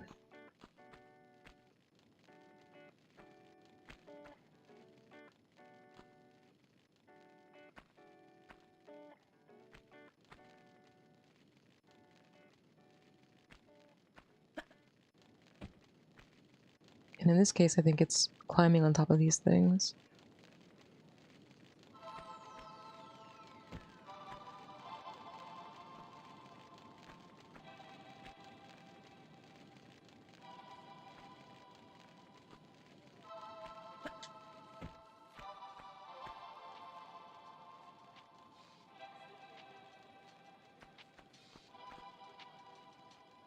Oh! Aw. There is something up there, though. And it's not a bar of lead, so... Yippee.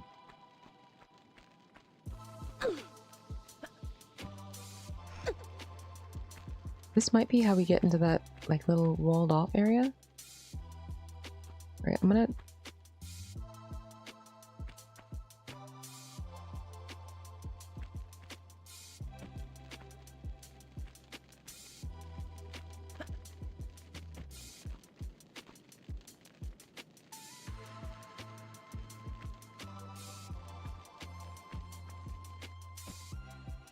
Alright. Cute fall, though.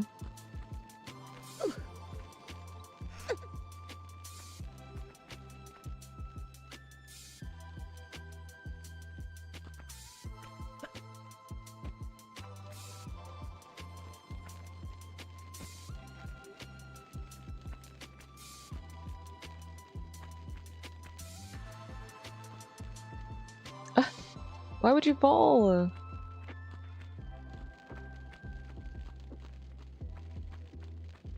I don't think this is gonna take me anywhere. I think it's just to get that item up there. Because you can't get to the other side from here. But it's possible to jump maybe from another one of the columns onto the other... Oops. Onto the other... top parts there.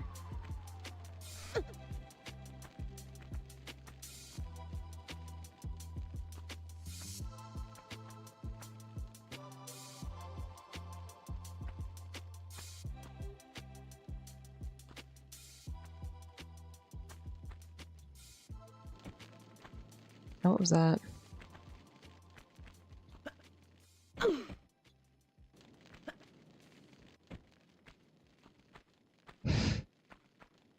Sure, whatever.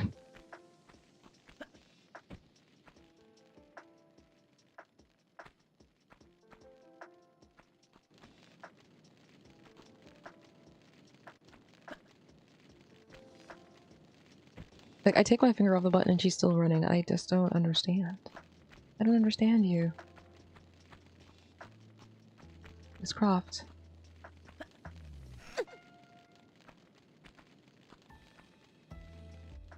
I'm not really upset about it. It's okay.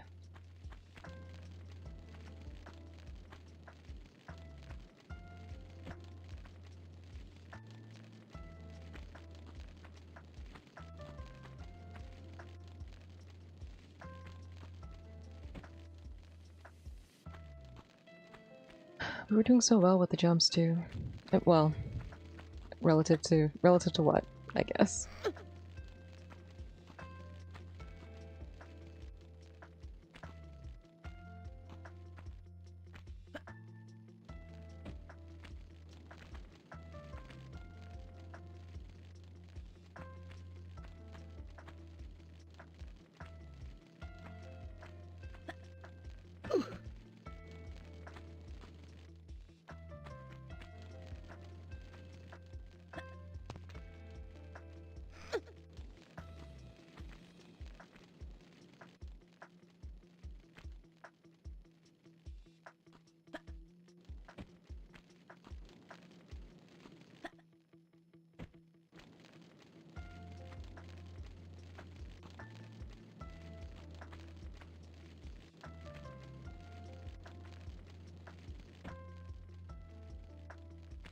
I just want the medkit. I need the medkit, actually.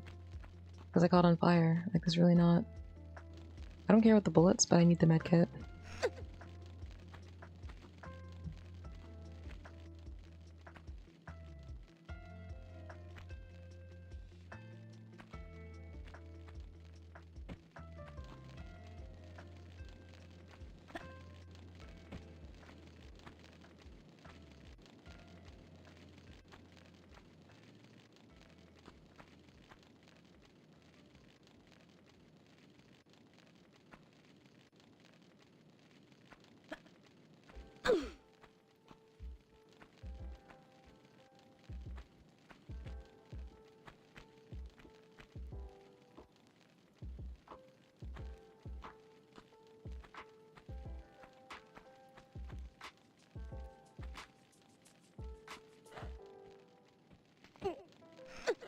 Really is just makeable though, to be fair.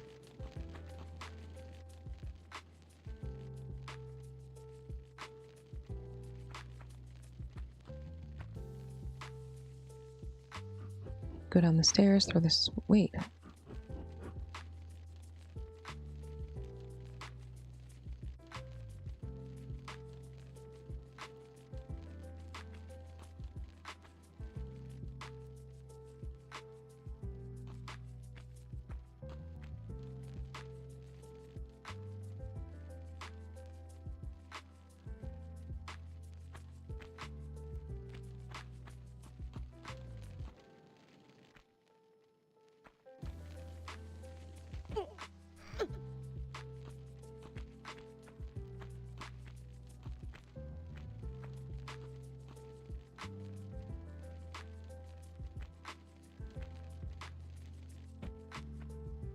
Alright, just gonna go down since we've already opened the lock.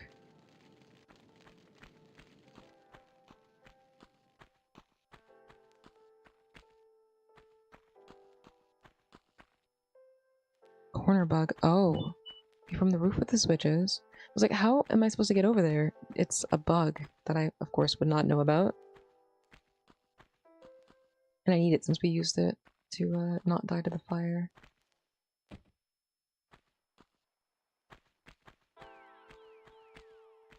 Would this be easier to play on the M&K? I suppose it wouldn't necessarily be. Alright, how do I corner bug? What's a corner bug? From the roof with the switches. Jump over to the column and position Lara as shown below. Smash her all the way up against the pillar and have her sidestep as far as she will go, then rotate 45 degrees clockwise. Okay.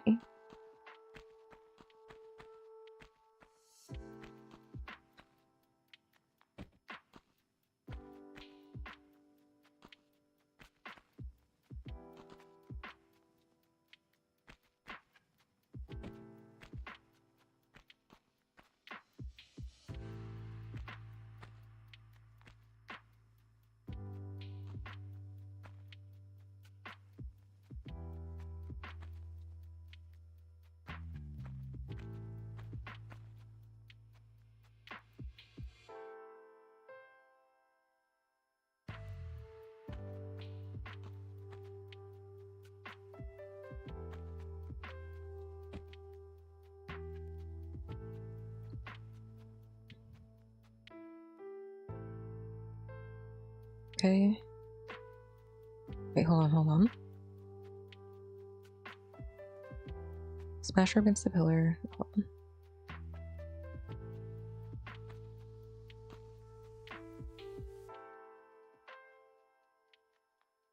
.45 degrees clockwise. So to be in the pillar a little bit, like this. Right. Hit L1.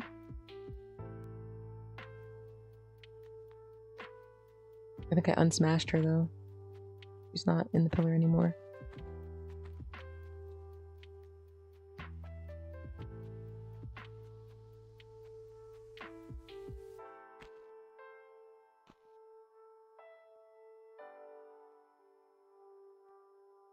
Now do a simple jump.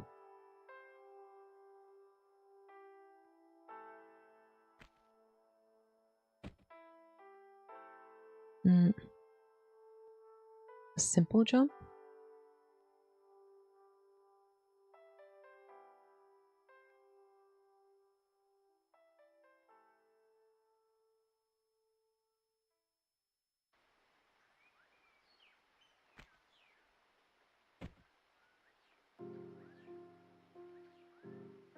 Am I not far enough in the pillar?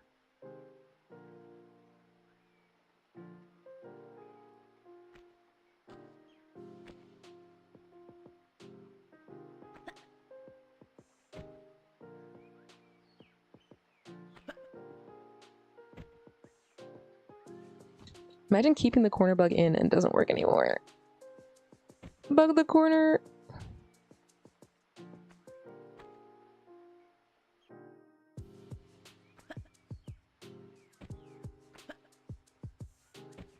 I need it, please.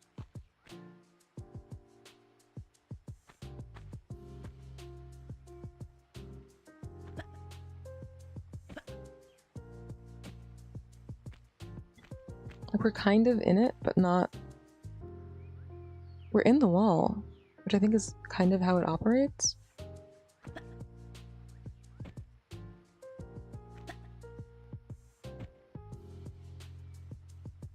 Just thought I'd try it, I guess. So sad.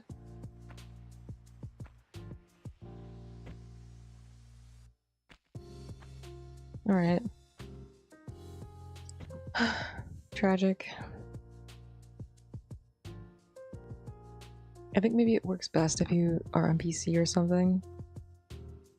Alright, let's go back to the switches. We did get a treat already, you know? Like, I can't be greedy. Right.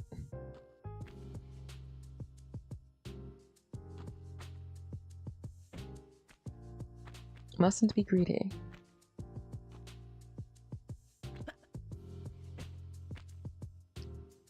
Four doors, 3 contained challenges.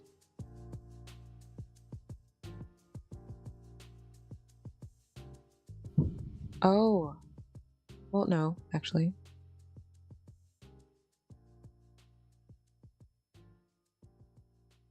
Got the lead bar.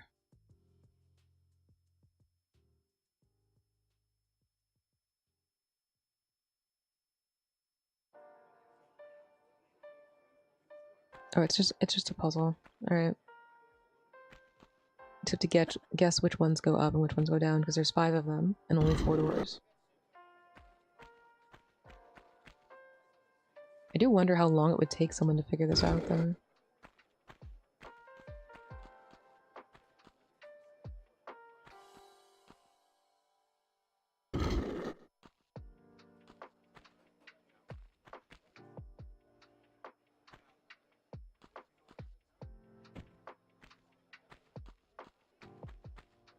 Open door on the west wall.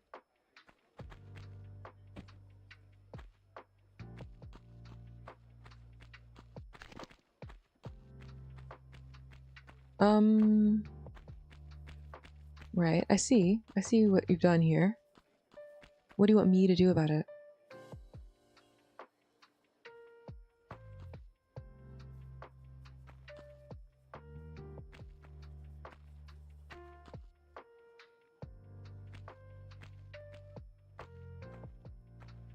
What do the spikes look like in high resolution, actually?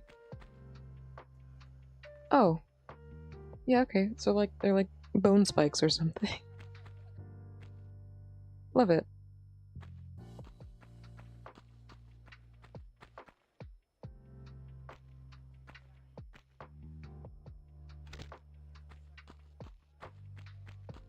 Block the block.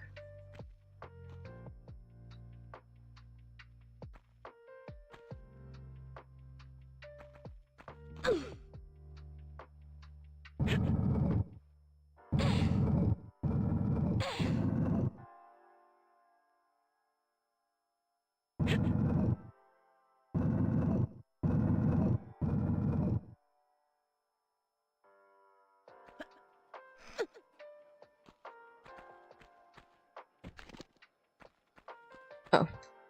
Nice.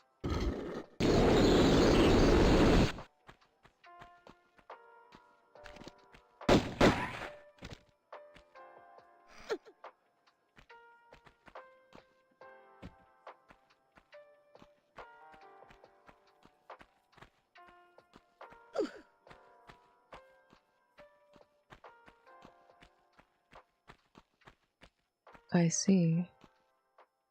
So where am I going from here, though?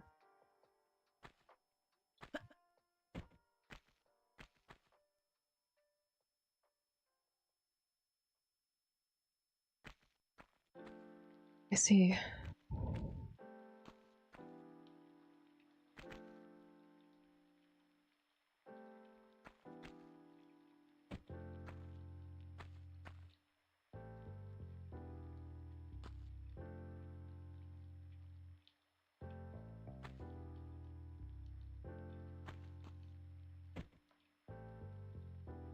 Oh. Oh. Didn't even take damage the first time. Pain. Okay, I should have saved.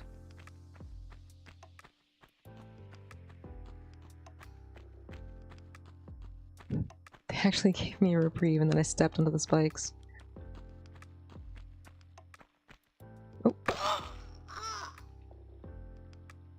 I haven't saved. I haven't saved. I haven't saved. It's fine.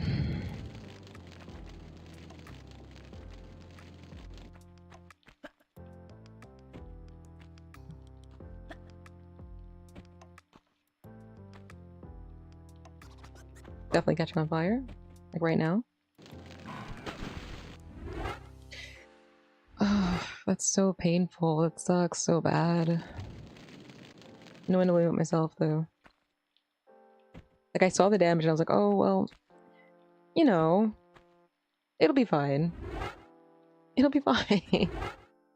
I can make the first jump and then I'll save. I literally thought that. I didn't say it. But that is what I was thinking.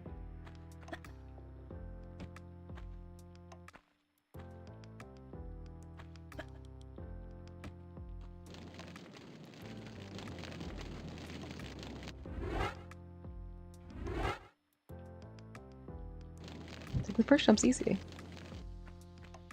And I think, technically, it is. Should have been.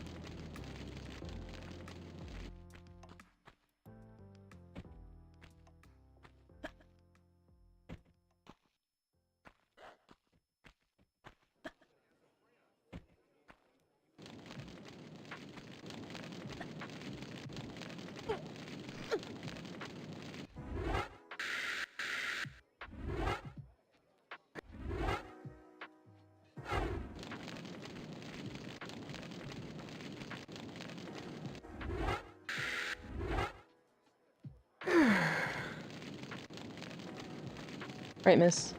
Oh my god. Can you run off and get in the water real quick? Thank you.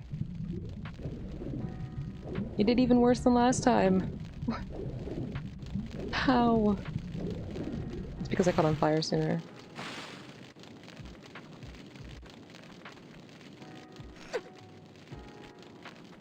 Alright, let's go out here and get this item. Oh, I forgot you were here. Dead.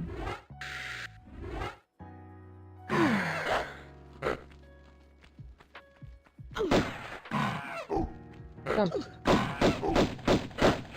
Jump.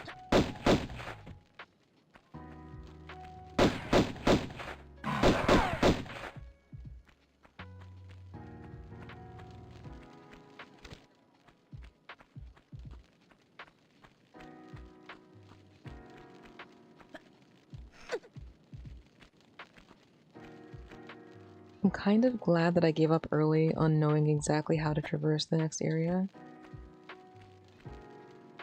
I could have spent another 30 minutes trying to figure out where to go with this lead bar and what it means. Or I guess I could have spent it trying combinations to see what would open this thing. But realistically...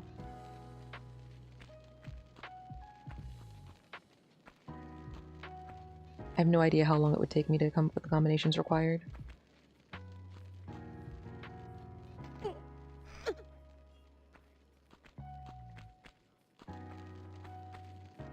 The corner bug medkit would be so nice right now. But I suppose we'll be alright. I'm gonna save anyway, but I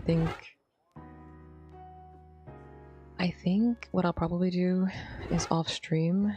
I'll go back and try to do a save where I don't use up all my health on that bullshit.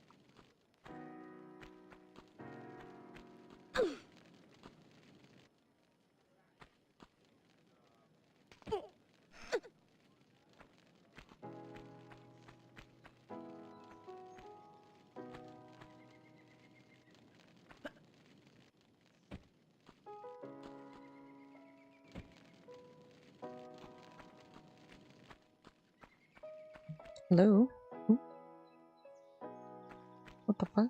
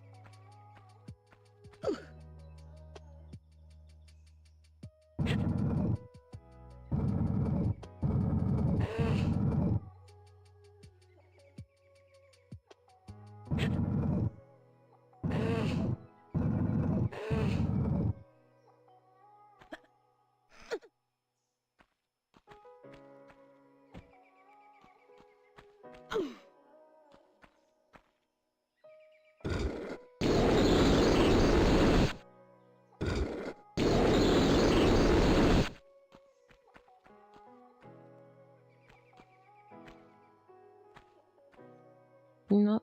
I guess you can't.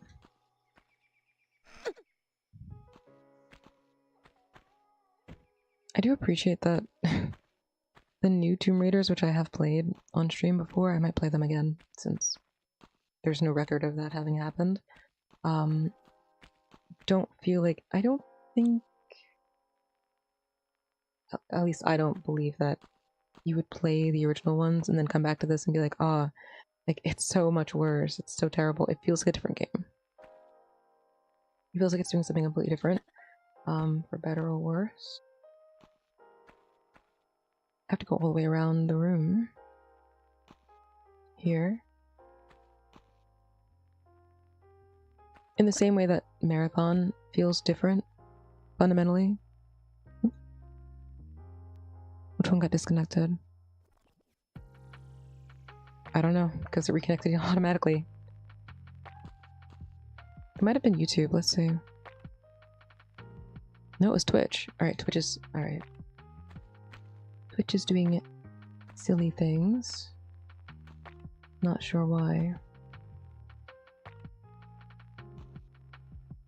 I want to line up this jump as well as I can. Actually, I don't think I need to... I might be able to just make the jump from the corner. I might be able to just, like, just do it. Worth a shot, right? Damn, girl.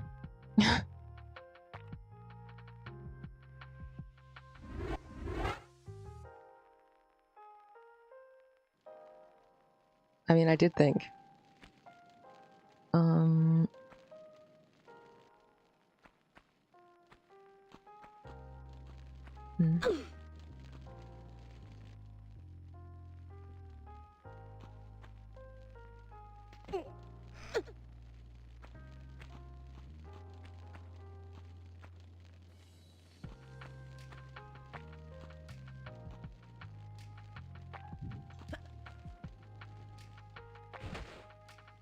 Fine.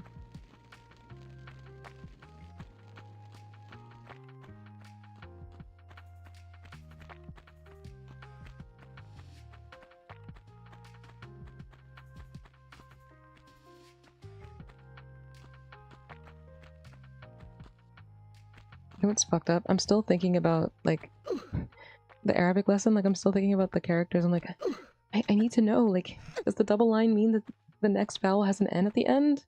What is...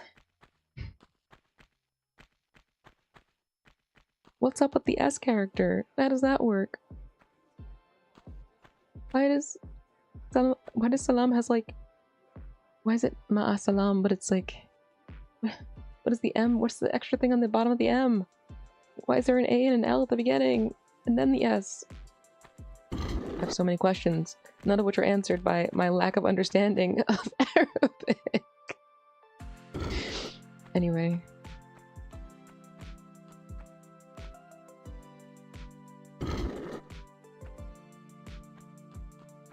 I am, like, actively thinking about it as I, like, try to not die to these puzzles. But it's kind of exciting. Like, it's nice to have... It's nice to have an alternative learning space that really gives me an opportunity to push the knowledge that I'm getting from Duolingo, which, while competent, as I've said before, is definitely structured in a way that is slower. And that's not necessarily bad. Because the purpose of it, the purpose of the reason why it's slower, or the reason why it's slower, is that it's giving you structures first and making you practice those structures over and over again before it even tells you what you can make with them. And I think for our general audience, that is probably the best, like, most comprehensive way to teach. Like, you're giving people that actual real opportunity to really study it. Like, you're giving them the building blocks to actually study it, as opposed to just giving them a building and then letting them decide if they want to take the building apart to understand why it makes the way it does, you know what I mean? To understand how it works. Which most people wouldn't do. Like, I think a lot of people just want to be able to, and not a lot, but I think often when people are learning a language, it's like fit to purpose. Like I want to be able to say some simple things. I want to be able to talk to a specific person. I'm going on vacation and I want to be able to ask for certain things. You know, and Duolingo does have that too. For sure. But at least in my experience, specifically with Arabic, it seems to be structured around sorry, I gotta focus. It seems to be structured around. We're gonna try to aim our jump perfectly before we do it, and I think I have to do a running jump. I just wish the camera would cooperate.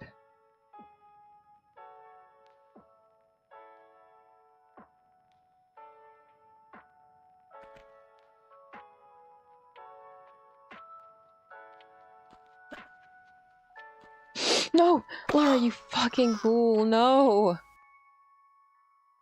Alright, anyway. It works for me. Is the point. Alright, I am gonna have to maybe make another save. Because it's inconvenient to have to go all the way back from here to make these jumps without dying. Or losing any health. I'll save at the bottom of this area.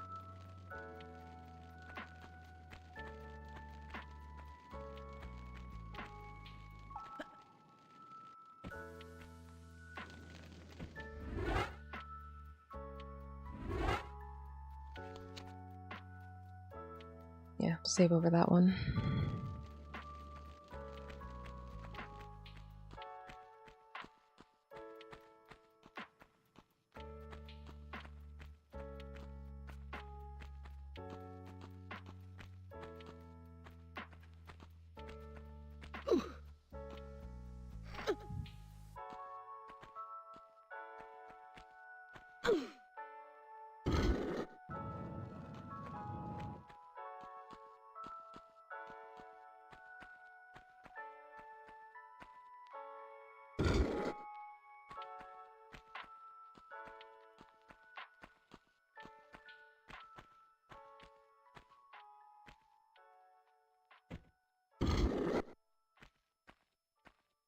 I want to say I can probably jump down from here without taking damage, but I'm pretty sure I can't. It's the same height as those like awnings, and you take damage from falling from there. So I suppose I won't do it. I guess I won't do it.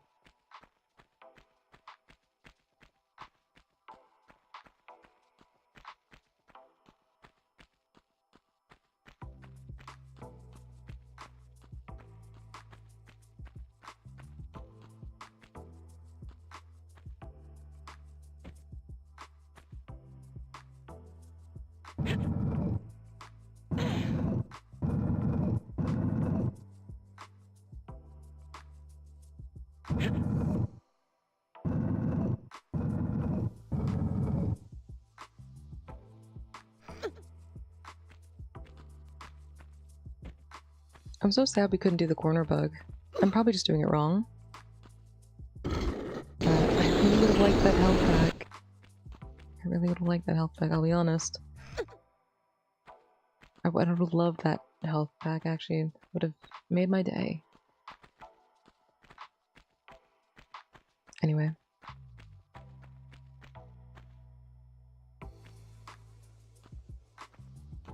Doesn't matter, because everything in here is an instant kill, so... Doesn't actually matter. For better or worse, you know?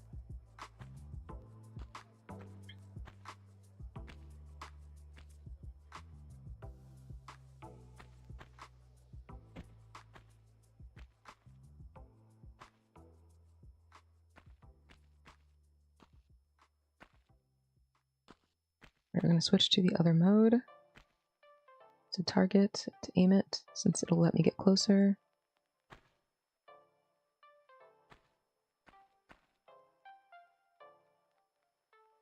That's the spot, I think.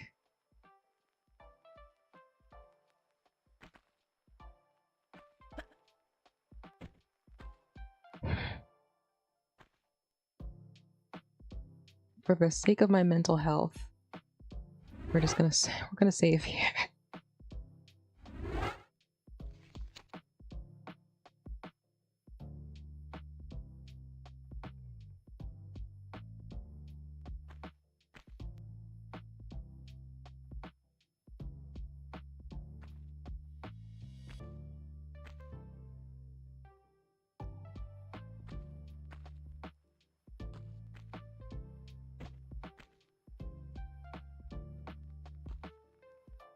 At least these are straight jumps.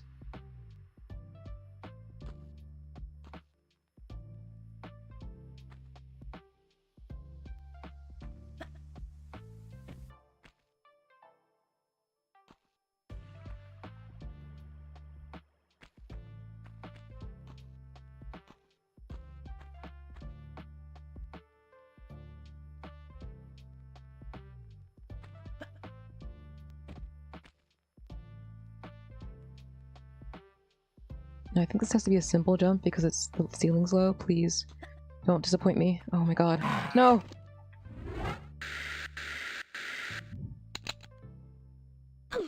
I don't have time for this. I don't have the health for this.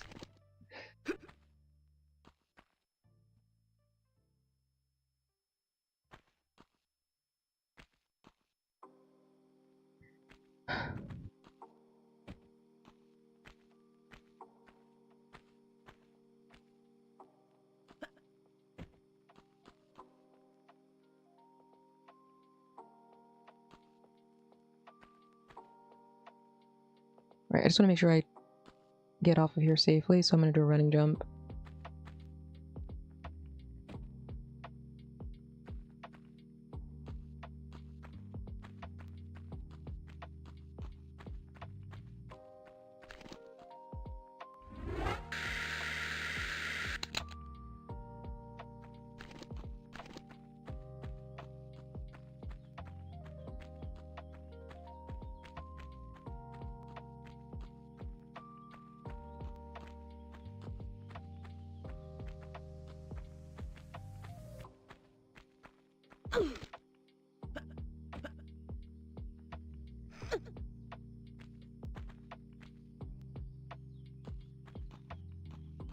I feel like I might have misunderstood what a simple jump is.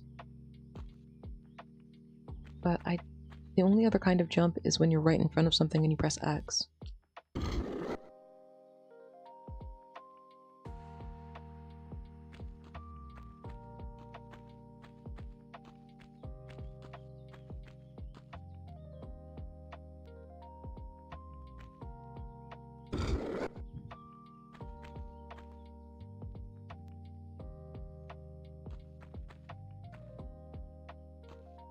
Like, I genuinely do wonder how long it would have taken someone to figure out these puzzles.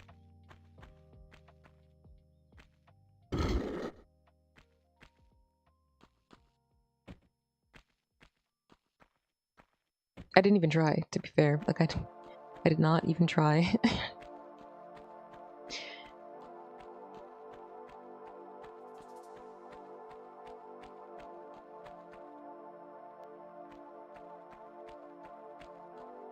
I suppose it wouldn't have been that difficult, but like the first thing you would have done is try to see if it was one of any of them, and then I guess I would have tried to see if it was two of any of them, and then figure out if it was... I got scared. That clicking sound, I thought it was a timer in this room. Thank God it's not. Hello? Rolling boulder? What's this? Hello? My monitor! My monitor turned off! Okay, thank you.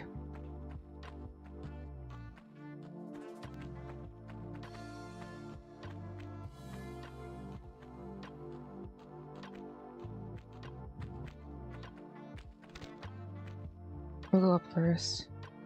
Looks like there's nothing to do here, though.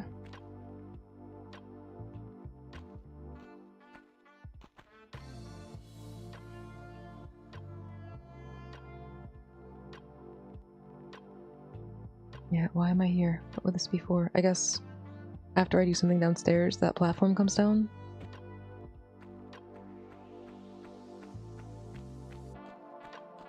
It probably wouldn't have taken that long, actually.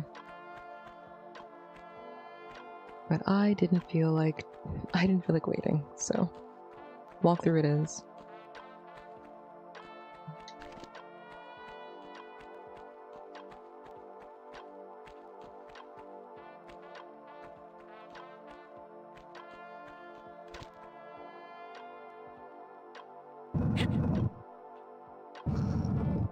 This is new? Oh my god.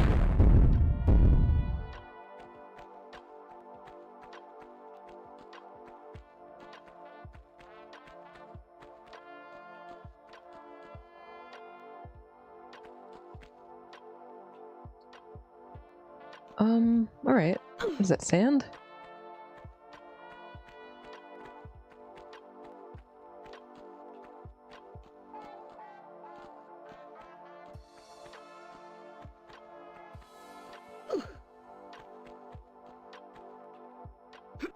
Alright, it's still up though. Oh. Okay, well that's not what I expected to happen. We broke something though.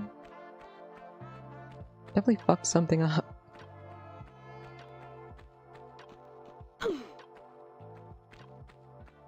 What do they want us to do?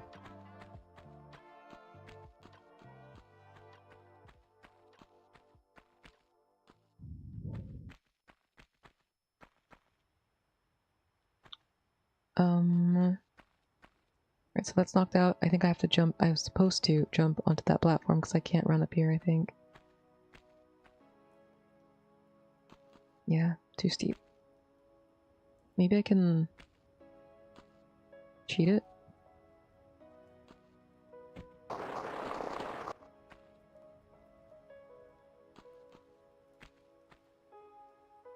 No. No, not really? Okay, fine.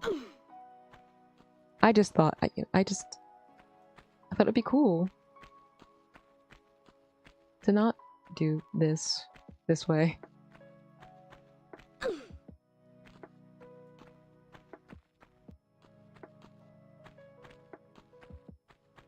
So I don't know if I'd play it on stream. I'd have to get a mod for it and download it and put it on my computer if I did want to, but I was thinking about, or I've been looking at content about fear and hunger. Okay, girl. And you took damage? Very messy. I've been looking into fear and hunger. I bought it a while ago, like last year, a year plus ago. I'm not sure. Like, it would be game length. It seems like a very long game, first of all. And on top of that, it's a very difficult game. Nice. Oh, come on. The directional running is so stressfully... It's just so stressful. It's stressfully strict, but it's also just stressful in general.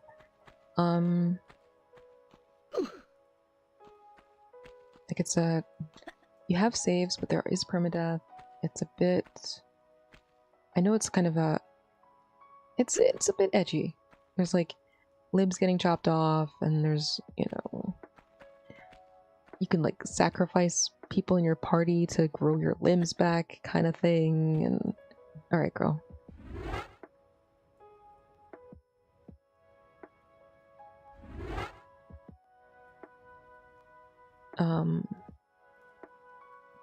And elements of like torture and all this sort of stuff. Like I kind of am already somewhat of a teetotaler in my like BL yaoi and also het visual novel content. So I don't know if torture and drug use and like exploitation and horrible things like that is really in my wheelhouse. Like something that I want to play, you know? Like, I feel like at least with regard to... Like, I feel like I'm participating in culture. And not that playing Fear and Hunger would not be participating in gaming culture, since it has a, you know, a huge fan base and says something about modern gaming. Like, it is an interesting feature simply because of what it is and represents. But I don't know. I think I want to play it. I think I will play it regardless on my own time. I don't know if I played on stream, but I've been thinking about it. There's like this really long video, like an 8-hour long video, about Fear and Hunger that I was gonna watch to kind of get a better idea of it. Oh, to get a better idea of it. I'm just trying to change my body's direction so I could jump quickly and safely off of this thing. And maybe I'll do that. I was really thinking of watching it as a way to...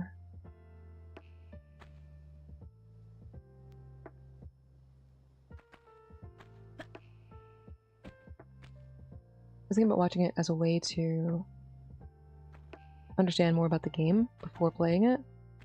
Though obviously there's no way that an 8-hour video doesn't have a bunch of spoilers in it. So we have to decide if I want to play the game vanilla or... Fucking goddamn it. No. I mean, she might survive that, but even if she does, I have to go all the way back around. I don't feel like doing that. Like, do I want to play it vanilla, or do I want to know what's coming so that I can make decisions in-game about what horrors I actually want to encounter and what horrors I want to subject my stream to?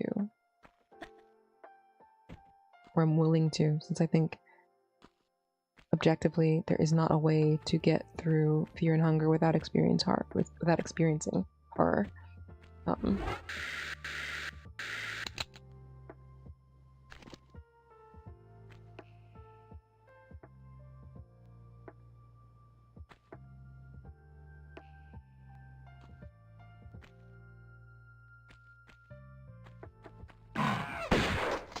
I missed? Oh my god, Lara. Now I have to go back because you don't have any health. You can't play games. You can't... What are you doing? That's fine. These are easy jumps to make.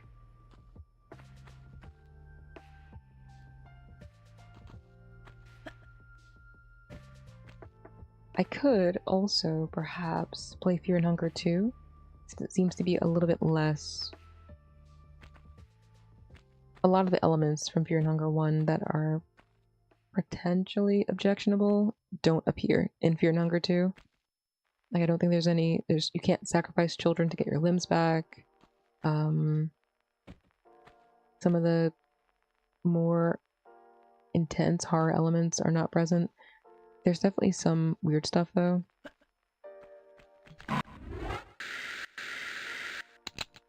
Should have taken the gun out first.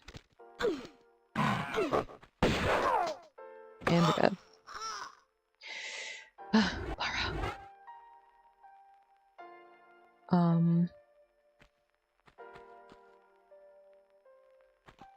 I don't know.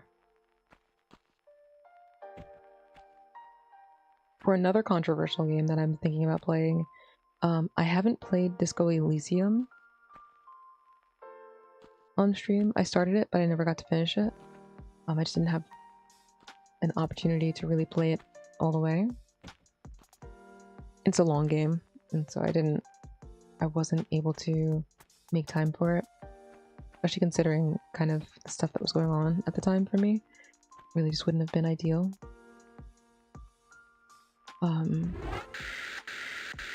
But in any case...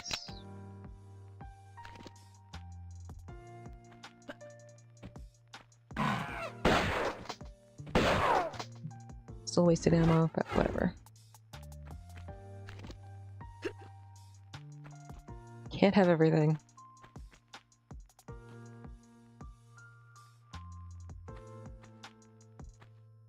At least I didn't waste any health. I think that's probably the bigger issue for me. Alright, we'll save here so I don't have to do this again.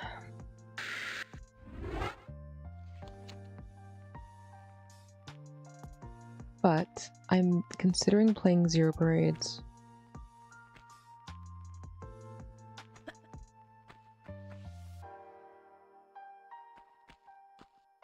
Now, I have done pretty extensive research about the controversy. It does seem like there are two legitimate sides in terms of what people are upset about. It does seem like the financier utilized money that they should not have had access to in order to purchase a controlling share of the company. That did happen. It does seem like there was, and it's not necessarily unreally reasonable for something like that to happen. From what I know, the original creator of the game, careful, the original creator of the game,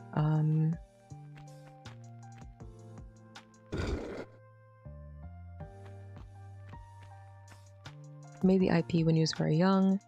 The original Zaum was just like his friends, and the story came from him and members of his TTRPG party. The entire world built around Disco Elysium, but he had written a couple of books about it. Wasn't not an unsuccessful author, but not necessarily a wildly successful author, and was financed in order to build the game studio that they built, right? I'm going to save here.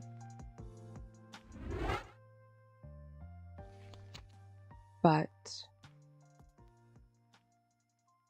was given, share, like became a shareholder and owns a part of the IP. So even the new game is part of the IP that he still owns a part of and is still receiving money for when the game does well, because he's still a shareholder in Zaum. He just got fired from the company, so he's no longer able to work on the games.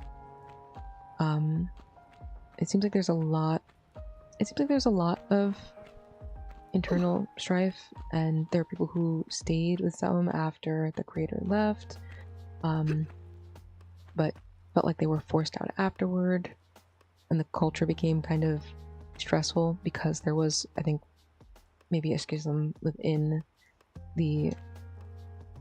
Oops. Oh, I didn't break it. Oh, alright, it's fine. Let's go back to the save. I forgot about that part. But then, post those people leaving as well, first of all, there's like 4 different companies that have spawned from people who left Zaum. There are several games. Esoteric Ebb, I think, is, from what I've heard critically, as good as Zero Parades, and also execute some of the elements in Zero Parades with a level of sort of clarity and intention that Zero Parades does not have.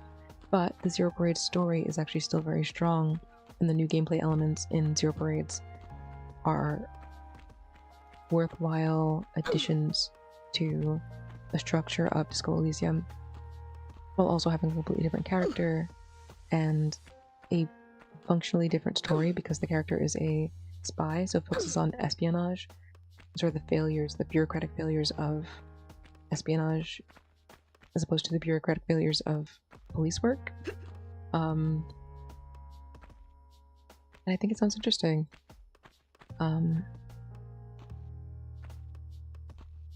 The character is similarly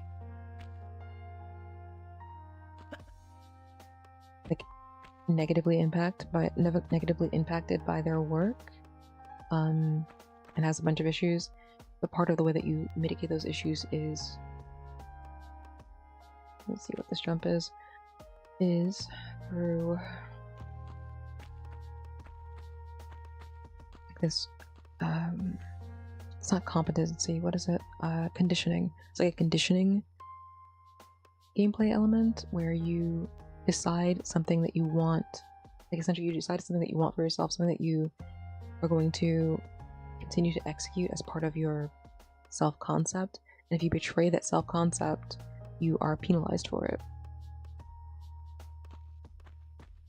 Like for a simple example, if you wanted to stop smoking, if you want to stop smoking and you say that you're going to stop smoking, you gain a benefit for making that decision. But if you then smoke, which I guess gives you some sort of benefit, or if you do it to like ingratiate yourself with some NPC or something, then you lose that benefit and also get a debuff for breaking your own conditioning. Like for failing in your conditioning. That is not a makeable jump. Where do you want me to go from here, my guy? Like here I am, on top of the pillar, I suppose. I mean, I guess maybe that thing? That could be a makeable jump. It's more makeable than that. I don't think I'm making that jump. Let's save just in case. But also, alright, so not talking about the gameplay, moving back into the real people and the real situation and the real kind of drama around that. It turns out, and it seems like after all the drama of what happened and the lawsuit and all of that stuff, Zaum is unionized. So, although there does seem to be one of the major concerns, one of the major complaints, is that it's, you know, it's kind of a big guy versus the little guy thing, in terms of the shareholder guy taking over controlling share of the company, and ousting the original story creator. They have unionized Zaum. So now everyone that remains has, you know, a controlling stake in what the company does and what happens going forward. Or has a stake. And a say, rather. Which I think is worth being aware of. Right, that jump doesn't seem to be makeable. I don't know. I've been thinking about it, but like obviously thinking about it because you can see that I went through and looked at all the different things before saying. Oop. It's gonna kill me.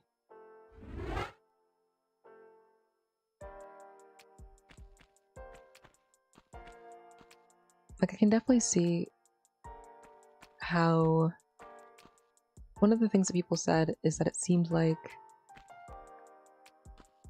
after the success of Disco Elysium, the creators felt that they'd abandoned their, like, not that they'd abandoned their IP, but they felt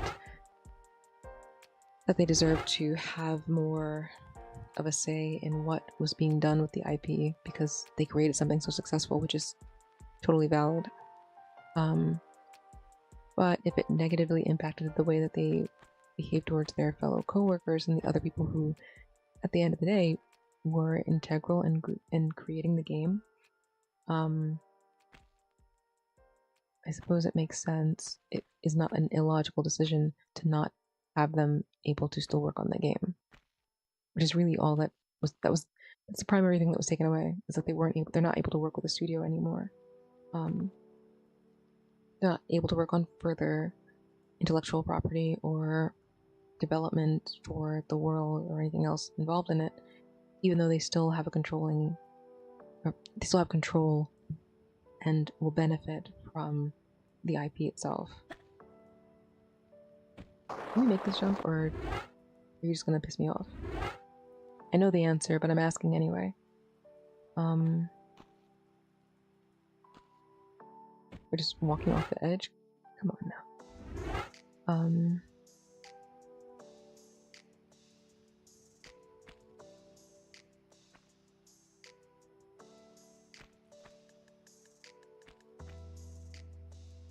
Thank you.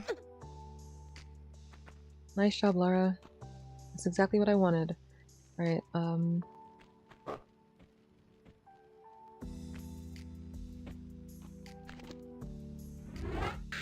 save.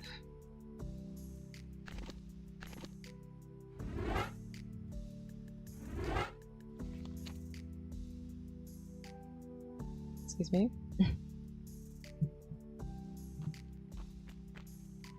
What the hell am I doing over here? Empty room. Okay.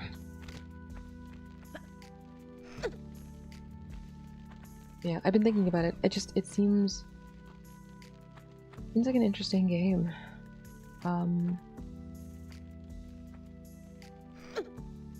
And, you know, all told, I could play both Zero Parades and Esoteric Ab.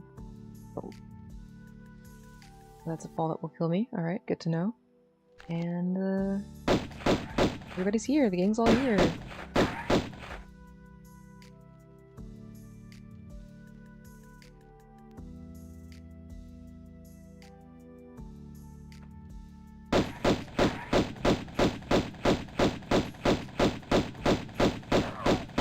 Okay. Come the bats.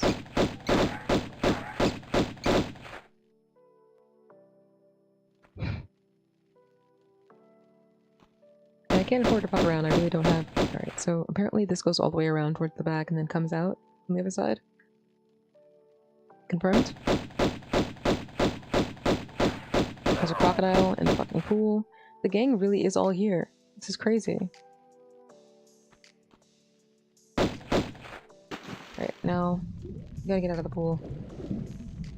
You know he's in here. Get out of the pool. Thank you. Get out!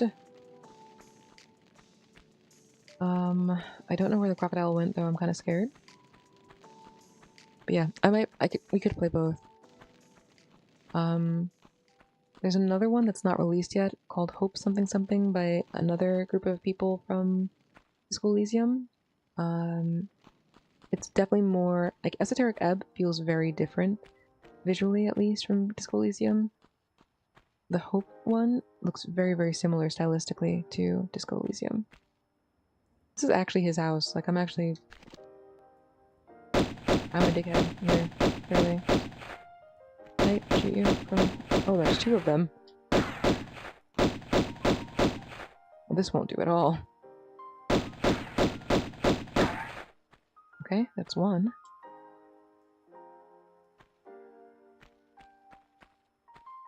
The one's too far down.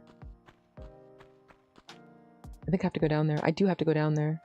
Alright, let's run back over and see if we can catch him over here so that way I can do this without taking any damage, because I can't afford to take any damage. My god. Yeah, if you have any opinions, I mean, I don't think anyone has any big opinions. I don't know if you guys are Disco Elysium players.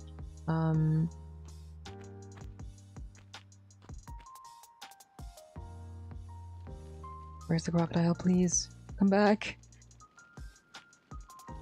But I've been thinking about it a lot.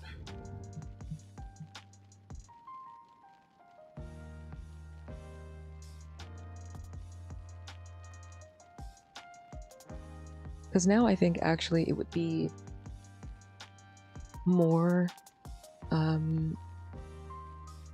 what's the word I'm looking for? Ethically malignant?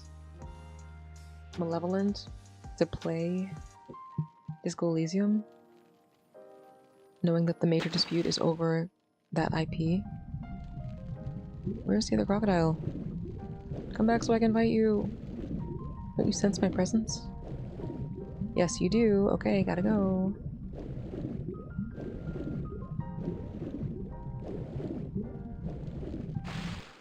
Get out of the water. Get out of the water. Oof.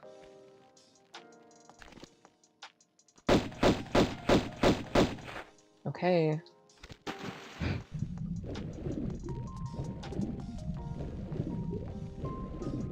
Or at least, I mean to play it on stream anyway. I've already purchased it.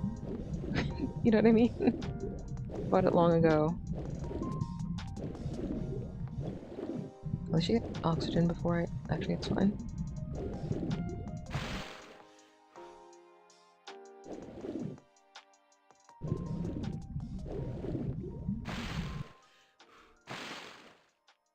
Well, at the same time, I think if we're playing Zero Parades and people who are fans of Disco Elysium and have, you know, opinions about Zero Parades based on what happened with Disco Elysium showed up in the stream, which they might just because there's potentially people. How did you want me to do that? Alright. You want me to not fall down? I can try that. Like, I'd be in the same amount of quote-unquote trouble with those people for playing Zero Parades as I would for playing Disco Elysium.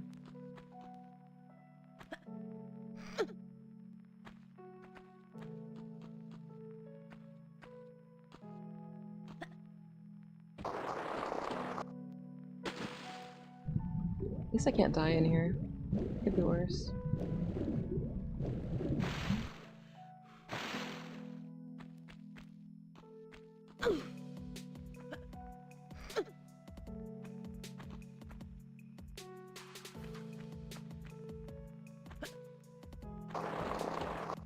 Now why can't I target my jumps a little better?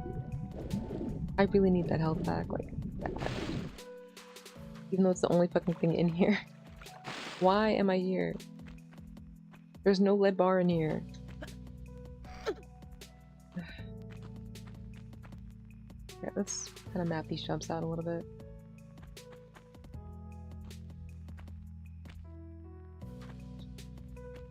Oh, you can jump like that? Since when? You can just jump?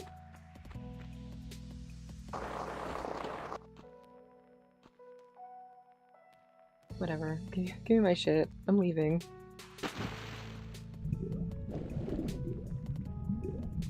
I guess I hypothetically could have done that in the fire room.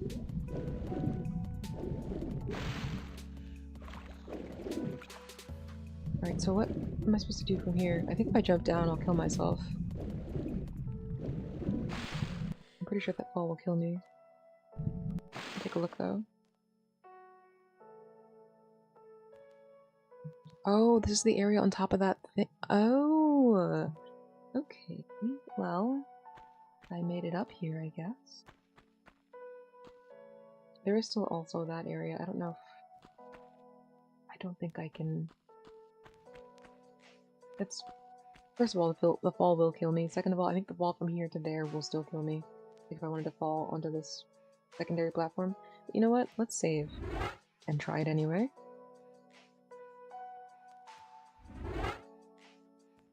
Why not?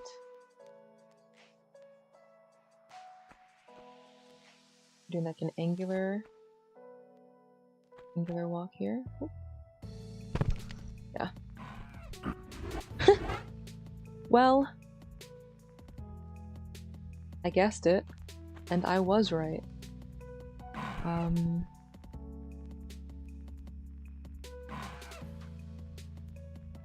Yeah, and it's set up so that you can't get from, if you wanted to jump and you made that jump somehow from over here to there, you wouldn't be able to get onto the platform either way. Alright, well, let's head back. That was nice. Yeah.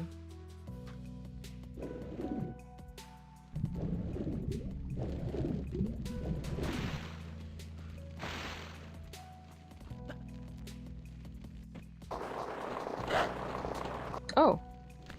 Alright, there's that. This is how you're supposed to do it. Maybe.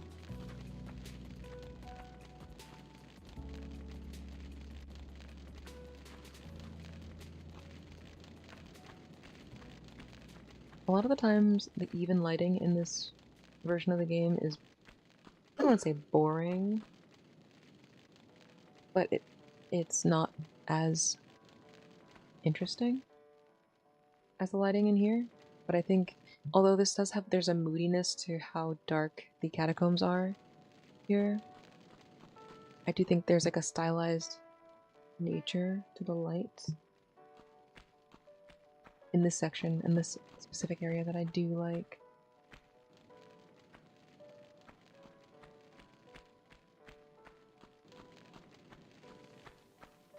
So where did this put me?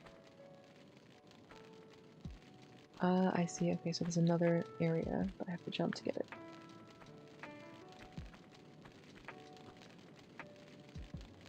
That would be for a while. That won't be for a while, actually, though.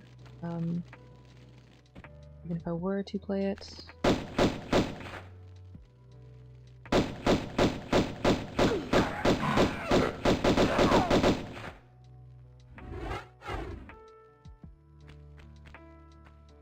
Because I have a bunch of other stuff to play, and I'd have to pay for it. With money that I don't currently have. Yeah, this area looks especially nice in the updated version of the game, for sure. Oh, another one. Who's here? Ooh.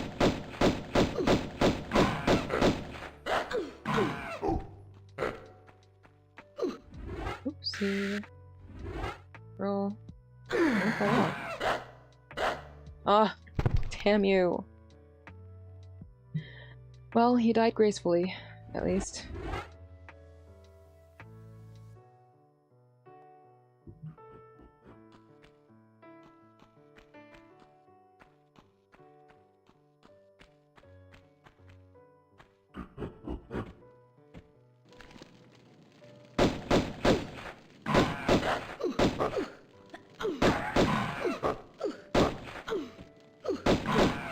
Awful.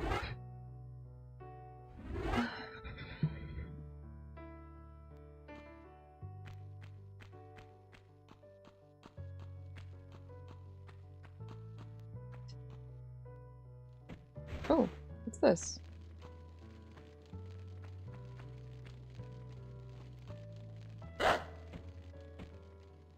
Shotgun ammo. Uzi clips? No, a better shotgun. Improved shotgun. Okay.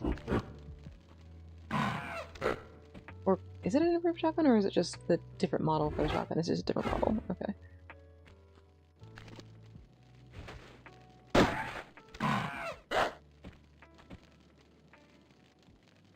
Love a good secret.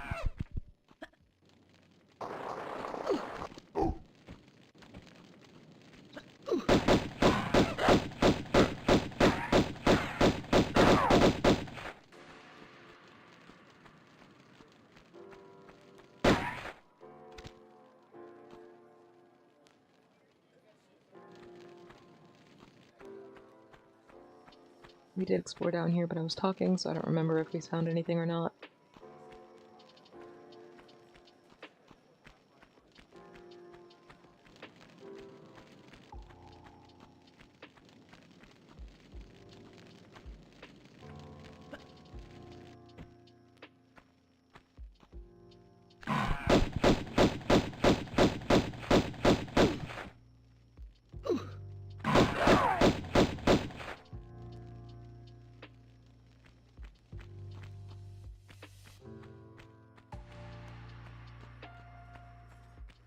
Ooh. Oh, that's what that's for. Okay.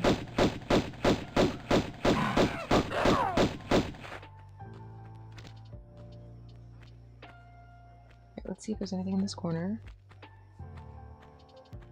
Then find a safe way down. Nothing. There's nothing here. Why? Alright. I think I can jump onto this.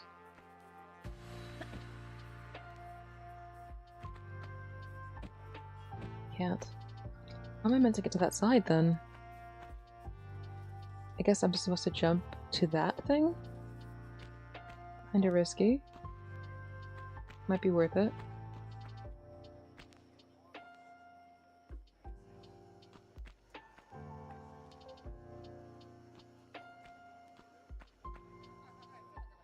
I don't know, that seems like a really long jump.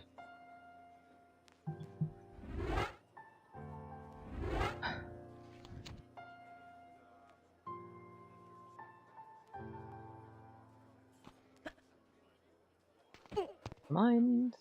Get up. Can you climb up? Thank y'all.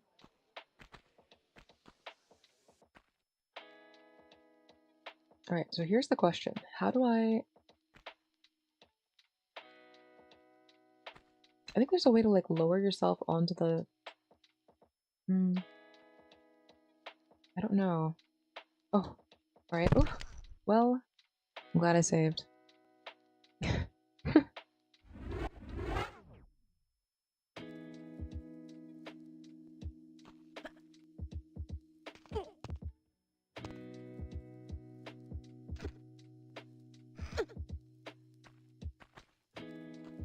According to the walkthrough, there should be a way for you to, like, I'm not sure how it would work, but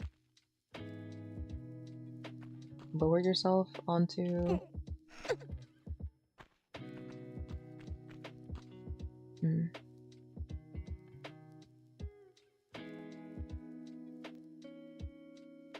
an awning of sorts?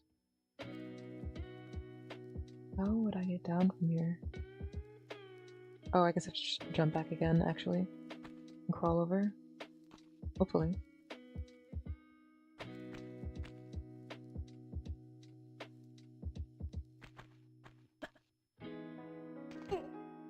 No, no, no, get down, no! Of course the first time it wouldn't let me get up, and this time it won't let me stay down, of course.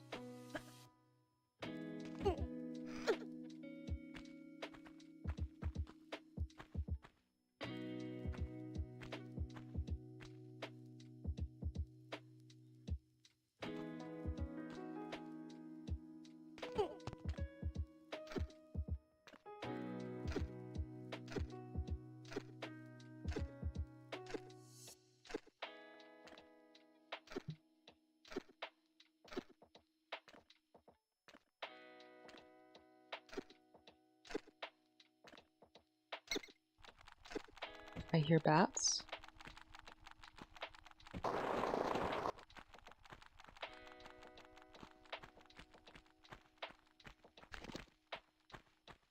Oof, my health. It's alright. My stores are replenished.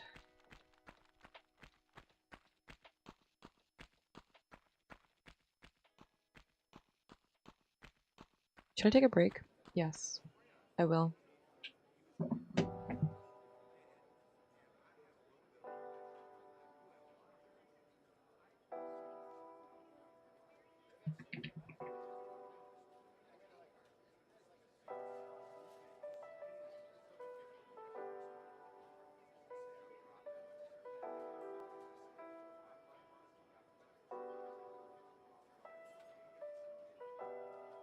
Sorry, OBS is taking up a lot of CPU usage right now.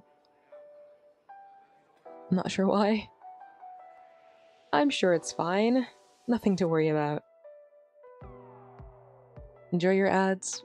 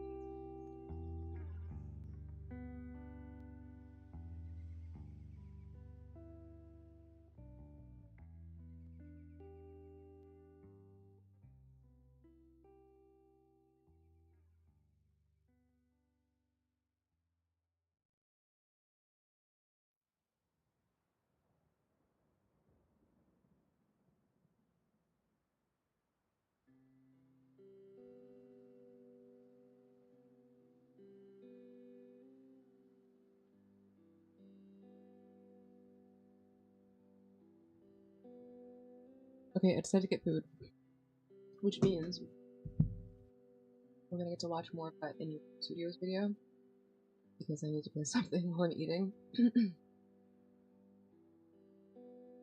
Go and look that up. I'm going to use the same now. I'm playing this video in.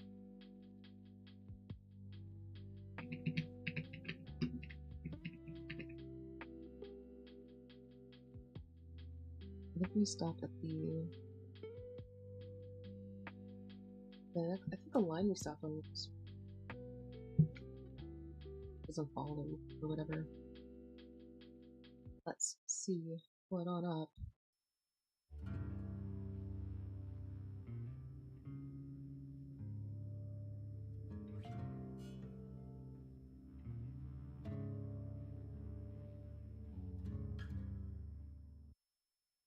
Oh, John Wick is a rule breaker, I think what the line is.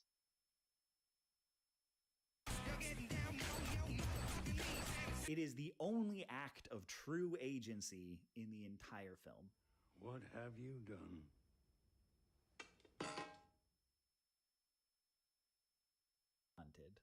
One you would wear to a wake and to a wedding. Oh, yes. Even going back to chapter 1, right black here. on black is what he puts on before his first shooting spree. Though it grinds me to say not his second at the Red Circle Club. It's his first shot at Yosef, and he's wearing the black on white. It doesn't fit the pattern because they hadn't established the pattern yet, but it's like the only exception. But you know, that John Wick is a rule breaker.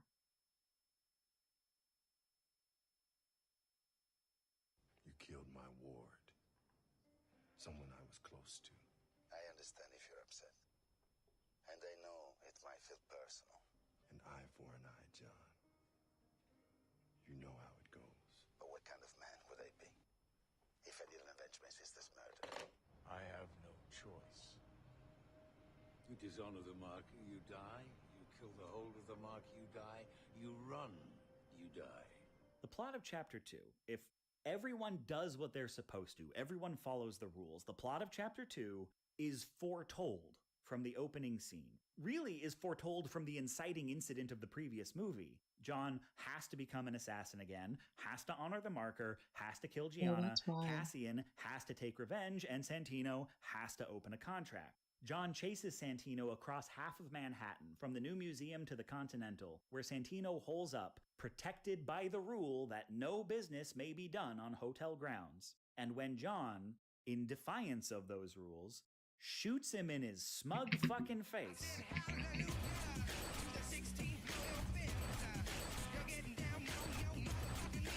It is the only act of true agency in the entire film. What have you done? He shot some guy. Just watched him do it. What are you talking about? Wilder's greatest debasement is when he rapes Charlotte, the woman living one floor above Lang. And I want to stress, while I am analyzing this movie and discussing its themes, I hate this plot beat. Male writers show depravity without resorting to sexual assault challenge 2026.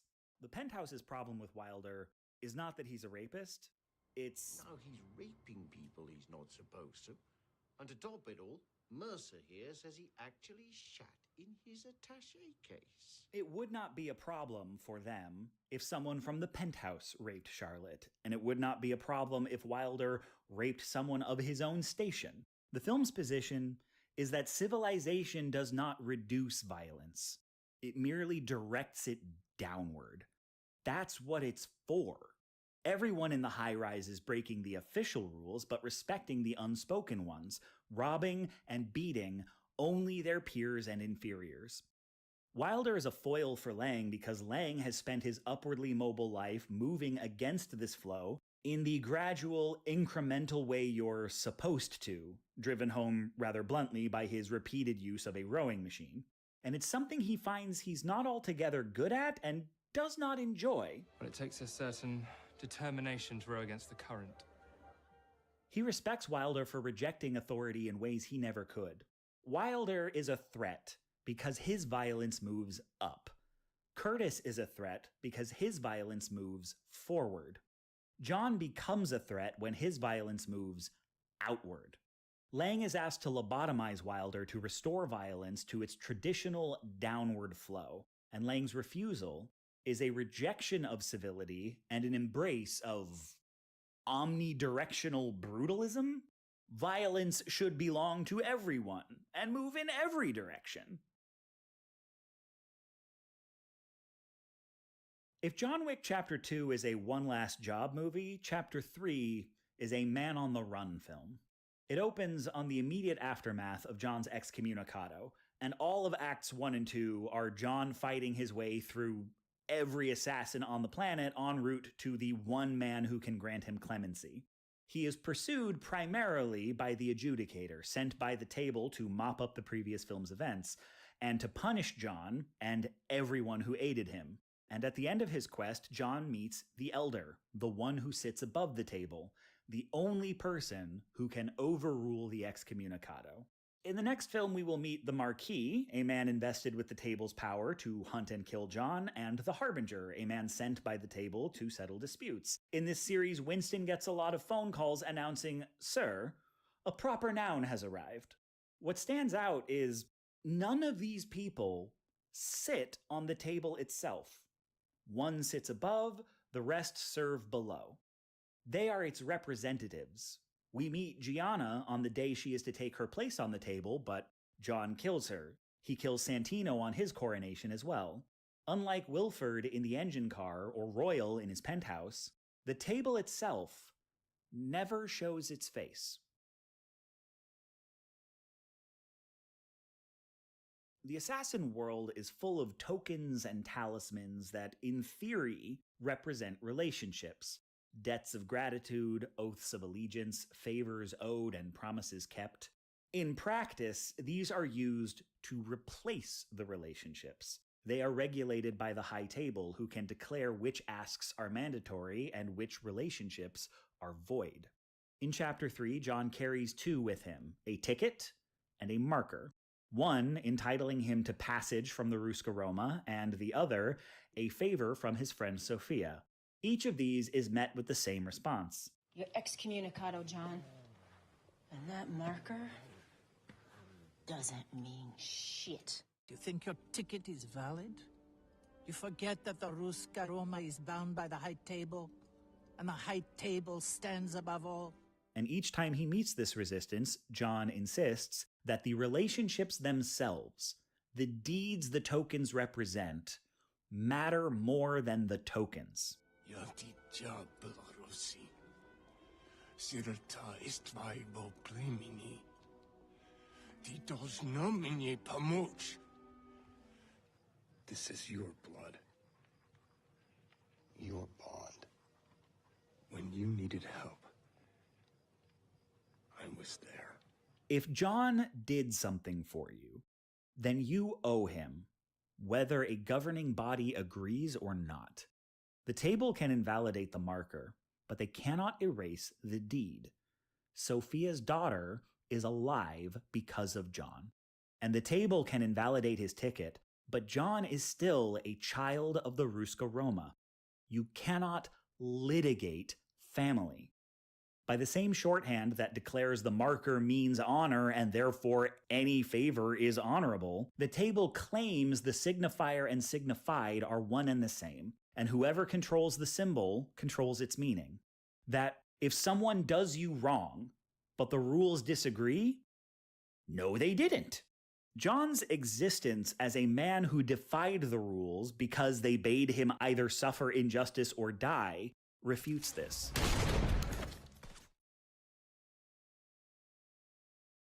I used to not like the Halle Berry fight. I mean, it's a great fight, but also the first in the series that felt unnecessary. Sophia's only function in the... All right, we'll be coming back to that on a future date. I enjoyed my snack,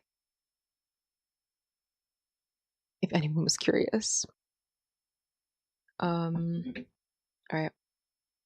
Realized I could have had, well, no, I can't. I was like, I could have the controller on screen, but I can't have the controller on screen actually because Because you won't be able to see anything that it's doing. It's not connected to the computer.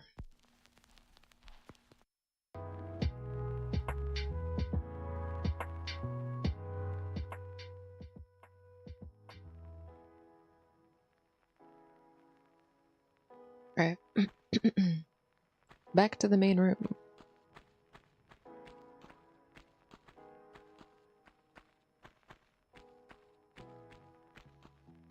So I'm assuming the last door will take us around and up and all over the place so that we can get to that topmost area above the main pool. I'm still so sad we couldn't do the corner bug, but we did get health. We still got health items, so and thank God for that.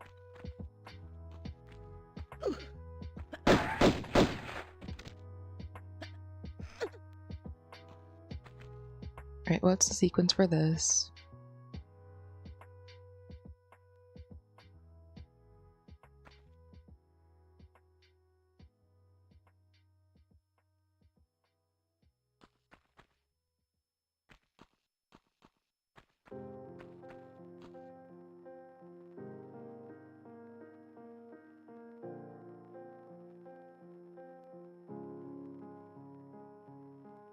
What the hell is this?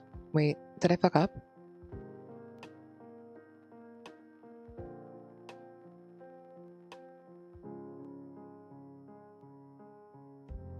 Medipack, alright.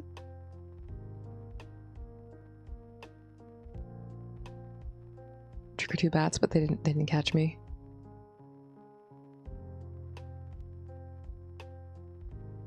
Jump back across the chasm. Wait, oh no, was I supposed to go?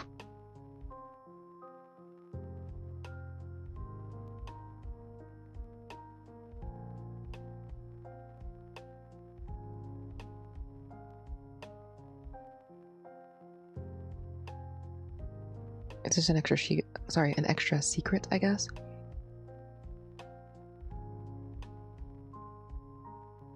Clear the breakaway tiles. Alright, so there's another large medipack down there. Should I go back and get it?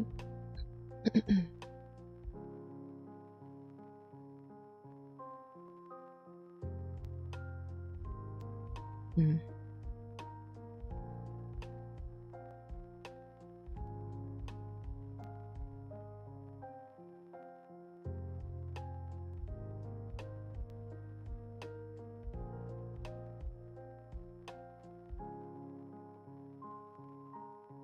It is interesting that the PS1 versus the remastered have different, like, jumping mechanics. Apparently in the PS1 there's like an extra area over here where I can get a large mega pack. I don't know if I want to bother, although I do need the health. But in the PS1 you can just make a diagonal standing jump to the thing and then another one going away. In the remastered version you have to make a jump that breaks the first tile, like a running jump that breaks the first tile, and then do another running jump. No, just run on the 2 tiles to get out. Like I guess you don't have to jump, is the point, on the way out. Alright, let me actually put, since we were playing with Tomb Raider as the title for about 20 minutes before I went on break. It's been just chatting. Anyway, I don't know if I'm gonna bother, but when you emerge on a building ledge, try your magnums, because there's a lion. Is well camouflaged. Follow the path. Shoot the tree. Oh, yeah, okay, so we didn't actually do the thing we needed to do. Oh, that sucks. Alright, well, that's fine. What was my last save? Okay, thank God it was this thing. Alright. Thank you, Jesus. Alright,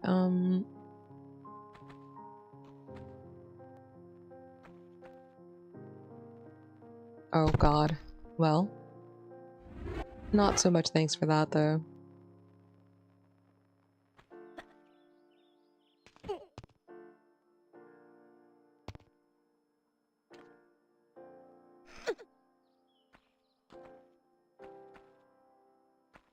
Alright, so we have to figure this out. Where do they want me to go?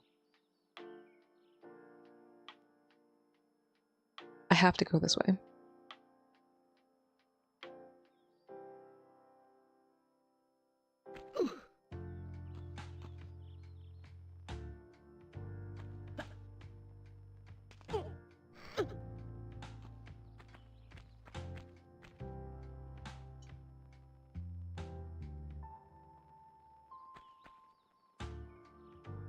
Where am I?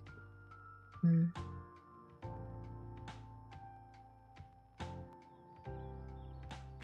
I supposed to be going to place from here?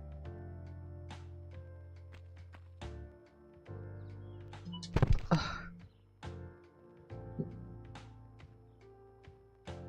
Oh, I have to actually, yeah, I have to make a call soon. It might be time to stop the stream anyway. But since I went through all the trouble of having a break, I might as well still play for a little bit.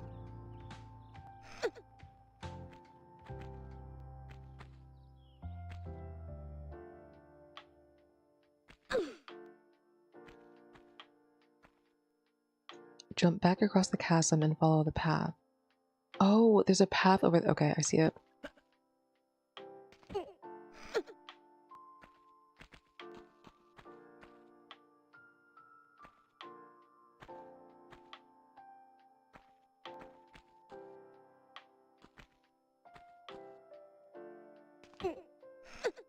Of course. I have to jump further along because otherwise I'll immediately climb up. The reason why I didn't climb up before is because actually, from that location...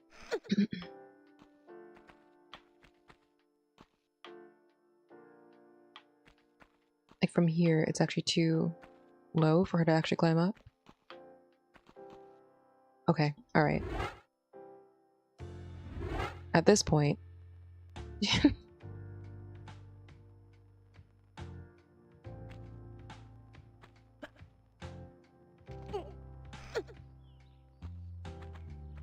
wish I could figure out how to shimmy back down. I don't know how to do it.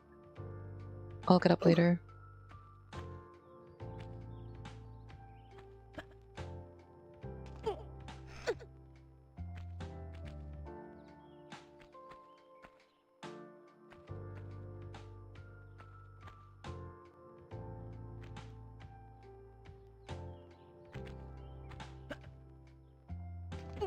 Alright.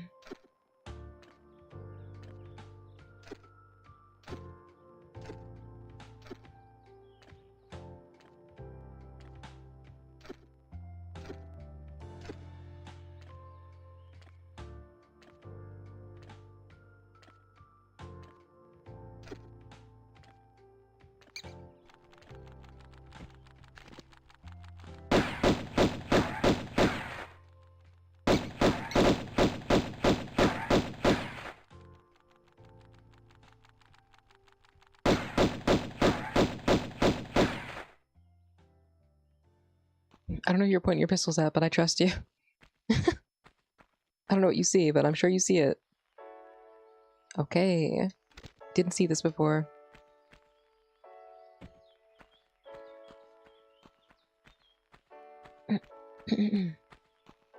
Right, so these guns are magnums, so the difference is these are clips, specific clips for the pistols, or are the guns... should I have picked up the magnums at some point earlier and I just missed out on a weapon entirely? Like, am I supposed to find the Uzi in here somewhere too?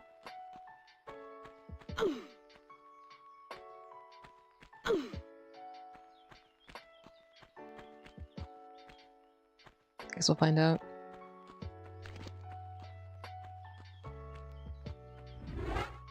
Alright, now let's actually save.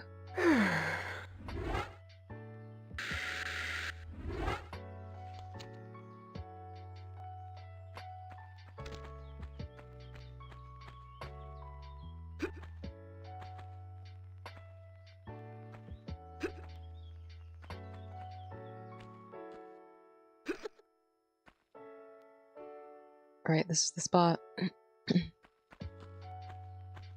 So they're saying...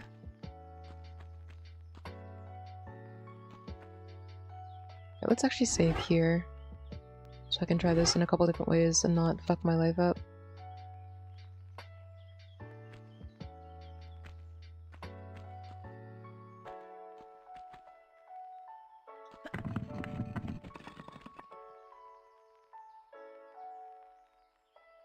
There's water down there.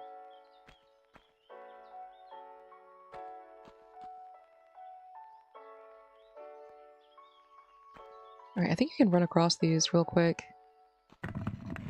Yeah. It doesn't kill you though, it just drops you into the water of that previous area. Oh, okay, okay. But if you fuck it up, you can't do it again. You have to, like, open up a save. Gotcha.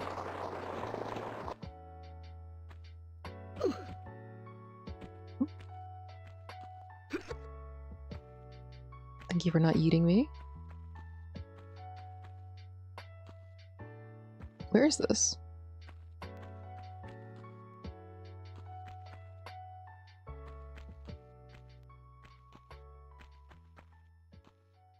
I guess it doesn't matter.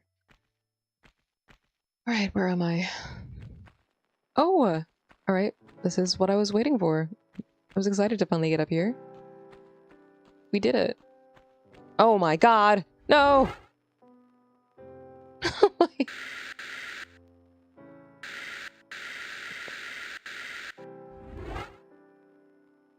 Is this a real thing? I don't have the gun, so I can't.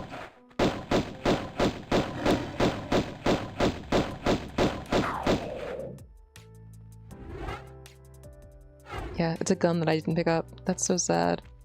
Not that it matters, I have 10 rounds for it. But it's still sad.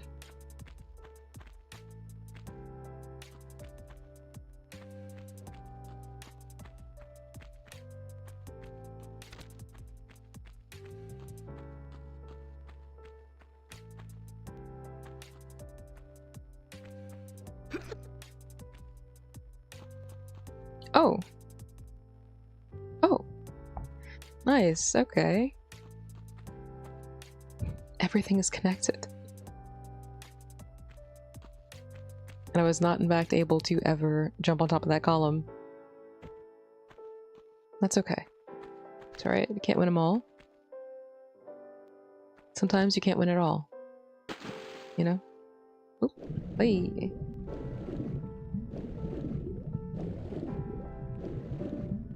Don't mind me, bud. I know this is your swimming pool. I'm leaving.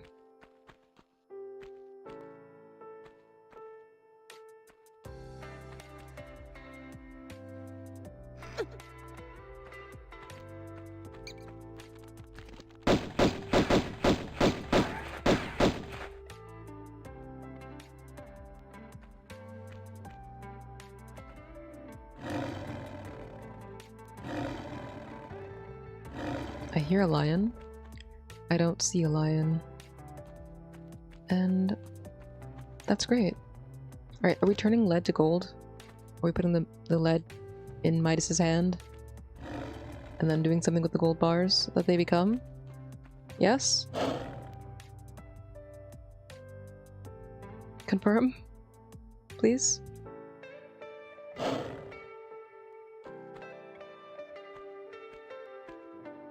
Where is this? Like, where am I?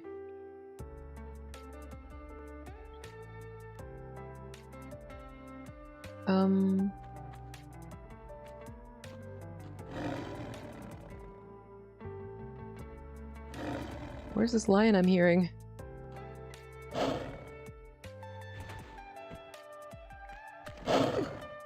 Oh, well.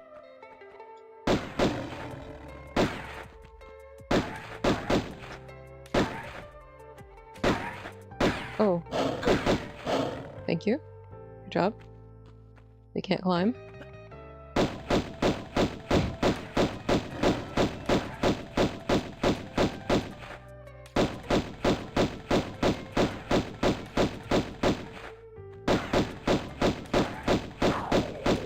Alright.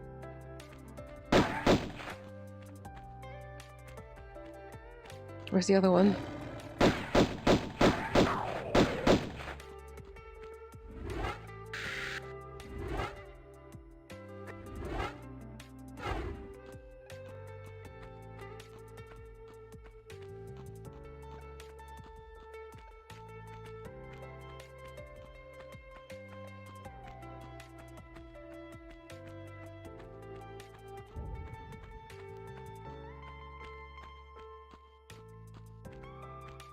Alright, so all the upstairs areas that I was concerned about or curious about, we have just explored.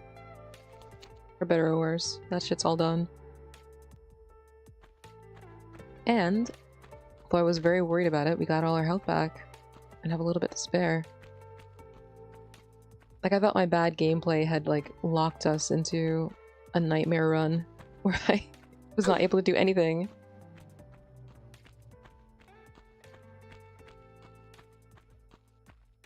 Luckily it didn't. Alright, there's one more door. How do I open it?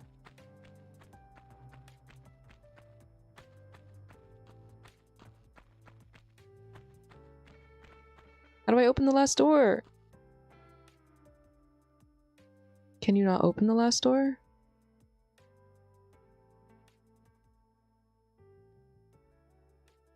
Fire door. Spike's door.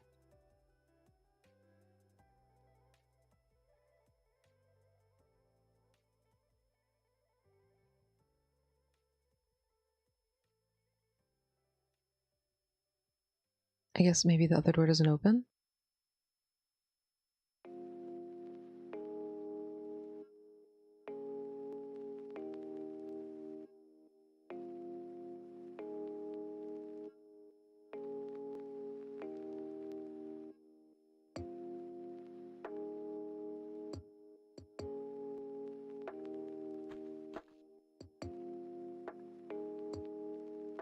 Okay, so in the original game, there was a save crystal in here.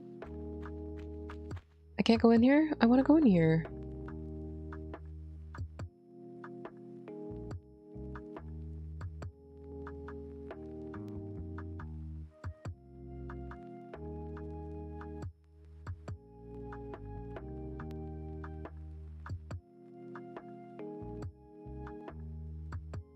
Well, damn.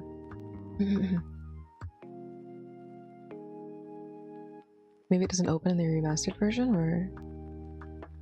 Hold on. I'm gonna look it up. Because there's shotgun shells up there, I want it.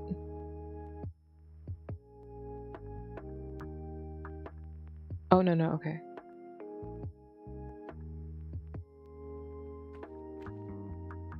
I guess I could leave it open now so I can come back for it.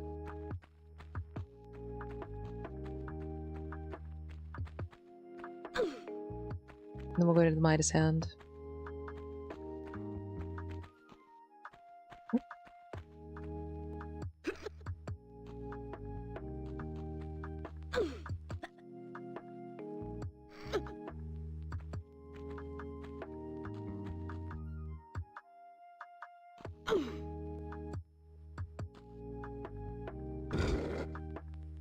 It really is like, okay, so it's not just always 2 down and... Oh no, it is. It is actually.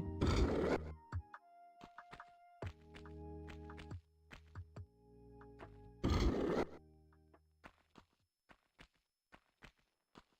guess it wouldn't have been impossible to figure out, but it would have taken time. Would have actually had to just go through the different permutations of what it could have been once you realized it wasn't 1 down. And they only made it 2 down, so it's not going to take you forever, but it's going to take time. As usual, I would love to have a conversation with someone who played it originally when it came out to see how long it took them to figure this shit out. I mean, it's just a classic puzzle, you know?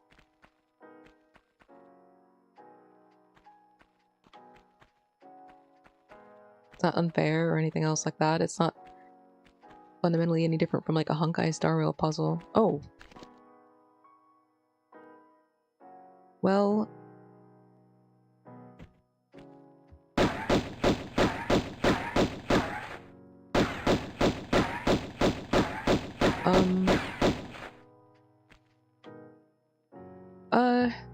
Are you...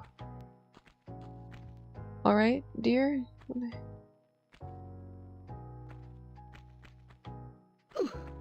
Oh, really? What a dickhead.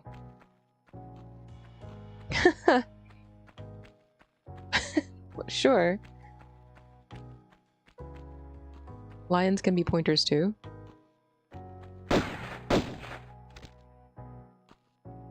Whoever said they couldn't be?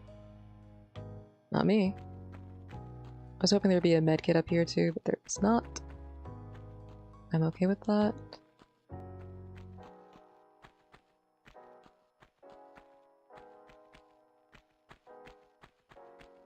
I guess since I don't have the gold bars, it's not triggered or something? Oh, interesting. Guess we'll go find out. I guess we'll figure out in a second.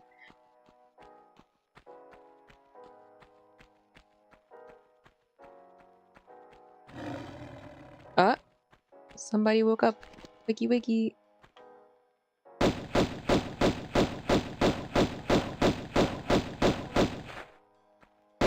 feel like the animations are so graceful. Like they're obviously like kind of slowed. They're not like realistic movements, but they are graceful. They're nice to look at.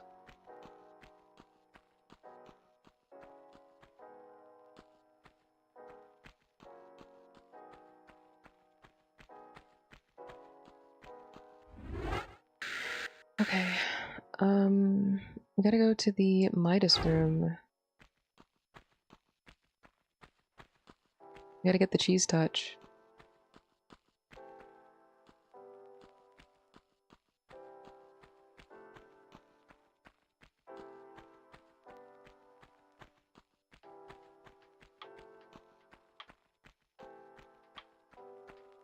And then once we leave this area, I'll end the game. Wait, there's a secret, right?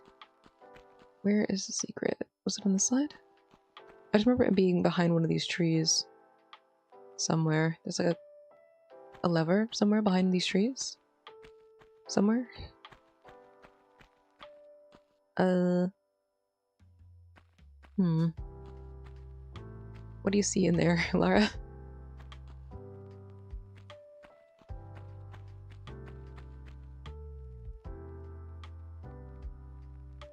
Oh, there it is. It is well hidden.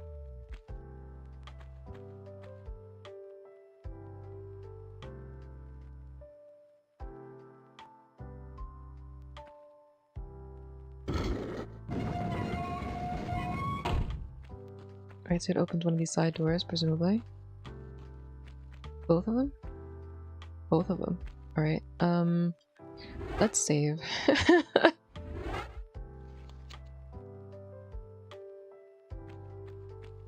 Oh, no, it just opens one of them.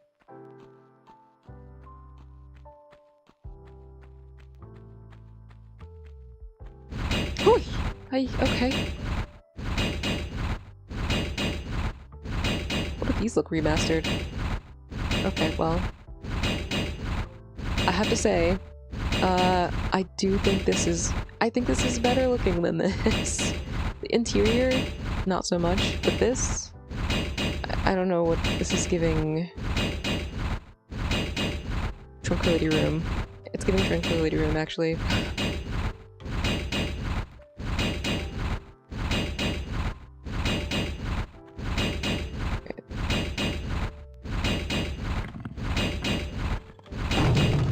Oh. Okay. Oh! These are the Magnum pistols! I mean, I have 10 rounds for them, but, you know, very cool. Okay, let's look around and see, just in case something's hiding in here. I don't think there is. But also, crucially, there is no- oh, wait.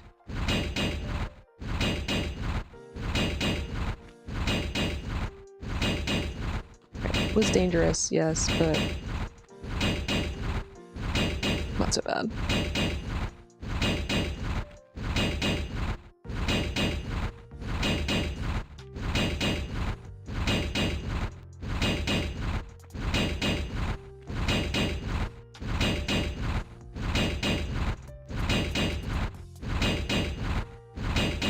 Technically, her feet got caught, but I'm not complaining.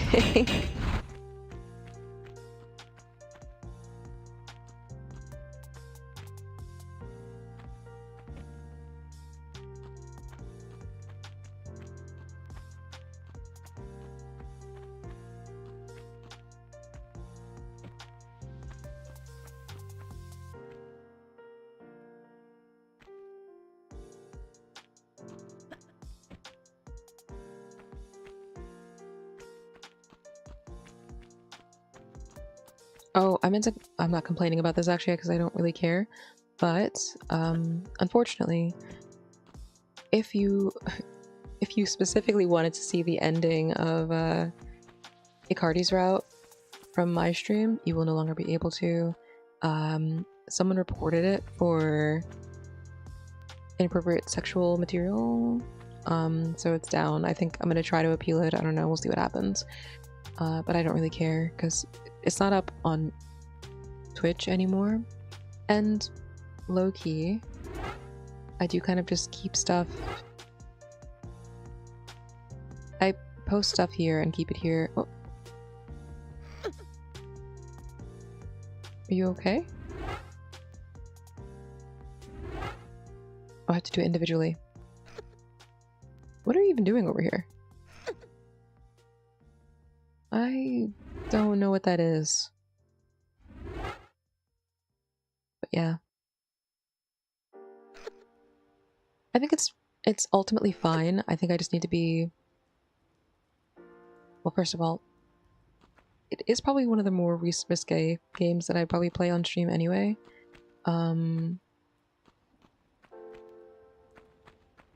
Anything else adjacent to that, I would fully just have like a... privacy screen up for the entirety of the scene. The funny thing is that that was the one where I specifically used it because it was the first story.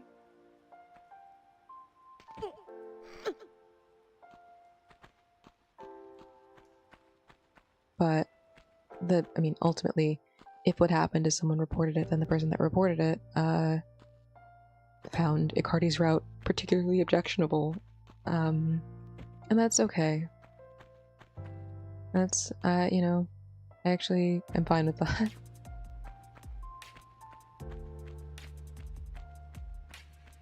Again, if you want to enjoy it for yourself, I recommend playing the game. Because it's a good BL visual novel. I have my critiques, but they're not like, they're certainly not damning critiques. And, well, I have no idea. I, low-key, would love to talk to Dokiraki about the process of making this, and if, it's something they do again, you know?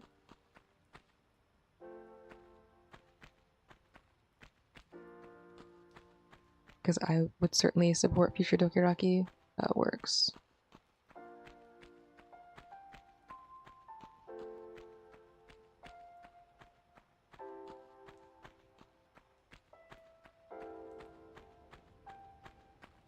We have a bunch of stuff. I think a lot of the... I don't have a ton of other queer visual novels on hand right now. Which kind of makes me want to hesitate on playing the one that we're going to be playing next, but I also really want to play that. Like, I also have wanted to play that for...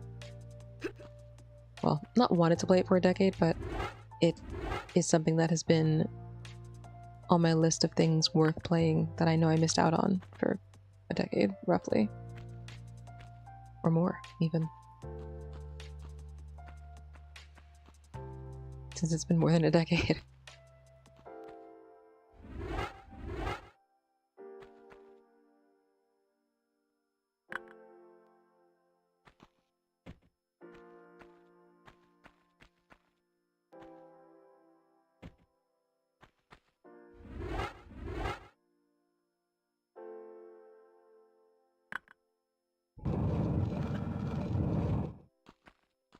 Let's get the fuck out of here. Okay, I'm gonna save. Not that there's any dangers that we encountered.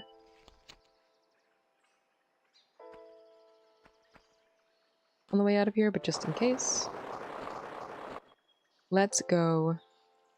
Hour and 30 minutes.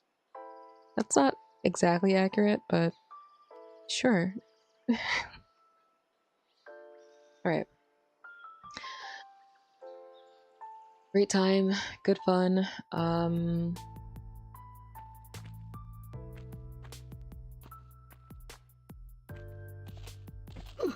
Oh no, the rats! I'm in some sort of dungeon here.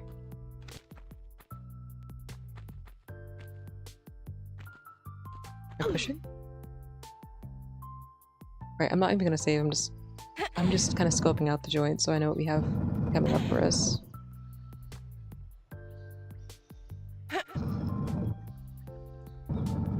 Where are we? Very different. Okay, actually, let's take a look in... Okay, so this is another example of... Like, obviously, it looks retro, but it looks... Like, the way that they set the tiles up, even though it is obviously repeating tiles, it doesn't look, like, super samey. And not that it does look super samey in here, but it does look flatter. Like, somehow, this seems more... I don't understand how this seems more textured and seems to have more depth than this does. And maybe it's also the angles and the lighting. Like, I think there's a limit to what they wanted to... the effort they wanted to put into this. So you can kind of, like, it looks higher fidelity. It is higher fidelity. But because the lighting is also of higher quality, the way it falls on these basically flat textures really reveals just how flat the textures are. Whereas I feel like there's an ability to suspend disbelief in here that is a bit different. Like, even the columns on the walls, which are completely flat, have shadows here. You know what I mean? Oh, I'm lying. They have shadows here too. I'm lying. That one does for sure. But looking at this one, it doesn't... It looks like wallpaper to me. I don't know. I guess, is it really? Maybe I'm just... I don't know. There are elements of it that definitely feel, in the context of a higher fidelity game, more fake than in a lower quality game. Like, everything is still flat here, but I feel like it matches. Whereas here, sometimes it's a little bit jarring to realize just how flat the textures are in front of you. And that doesn't mean they did a bad job. It's, you know, it's a retextured remake, remaster of the game. I'm just kind of, I think, for me personally, I'm kind of fascinated by the retro stuff because I never got to experience it. That's actually what it is. Like, this is like a brand new toy to me, whereas this is actually something I'm quite familiar with from games that I've actually played. I think that's actually just what it is. Like, the concept of the low poly character and the retro, like, graphics and lighting is just very interesting to me, with the amount that you can do. Like, when you look at pixel artists, it's the same kind of thing. The amount that you can do with so little.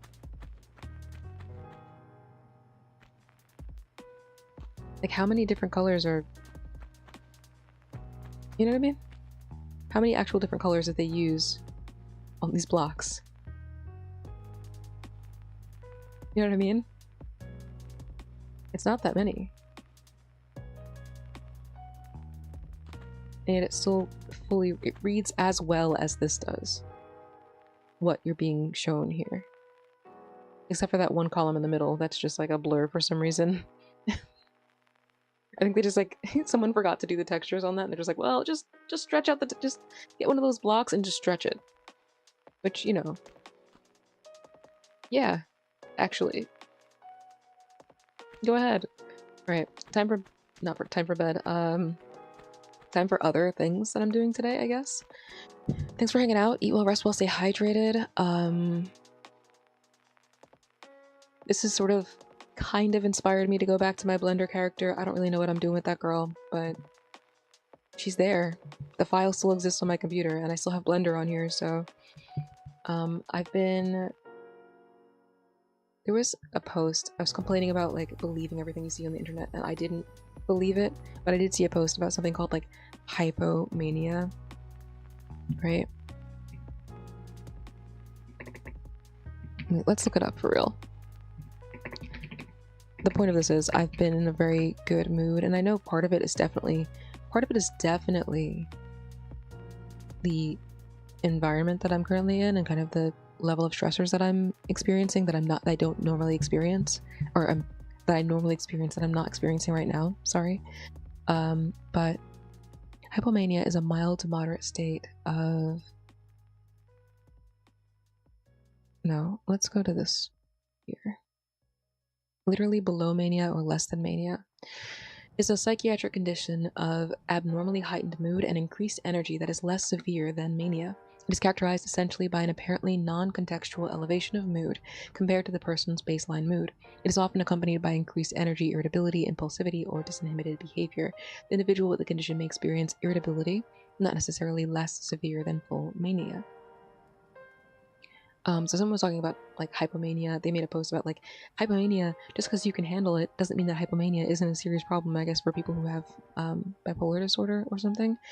I don't think I'm experiencing hypomania, although I am in a good mood and I do have more energy than normal, but I think my situation is very depressing. And so I don't think I'm experiencing euphoria right now. I don't feel especially irritable or impulsive or disinhibited, except in the way of feeling slightly less self-loathing and feeling motivated to do things that I like, and so I wouldn't consider it that. Wow, it's kind of TMI, so I'm not gonna go that far into it, but it's interesting. Like I have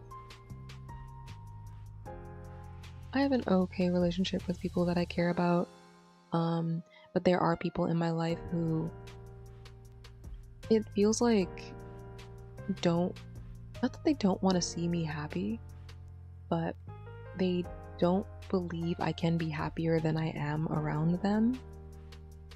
And so when I am happier or more active or more confident or whatever, in their mind it must be like something is wrong, like I must be experiencing like my mania or something. I must have bipolar disorder because the flip-flop of me being happy seems so severe, but actually it's just that I'm actually miserable most of the time. It's not like I'm you know, swinging between depression and mania. It's more so that my life and circumstances are not ideal and I am justifiably unhappy about them, and in the circumstance where I'm able to allow myself some mental freedom from them, I am not fundamentally a different person, but I do react and act within the world in a different way.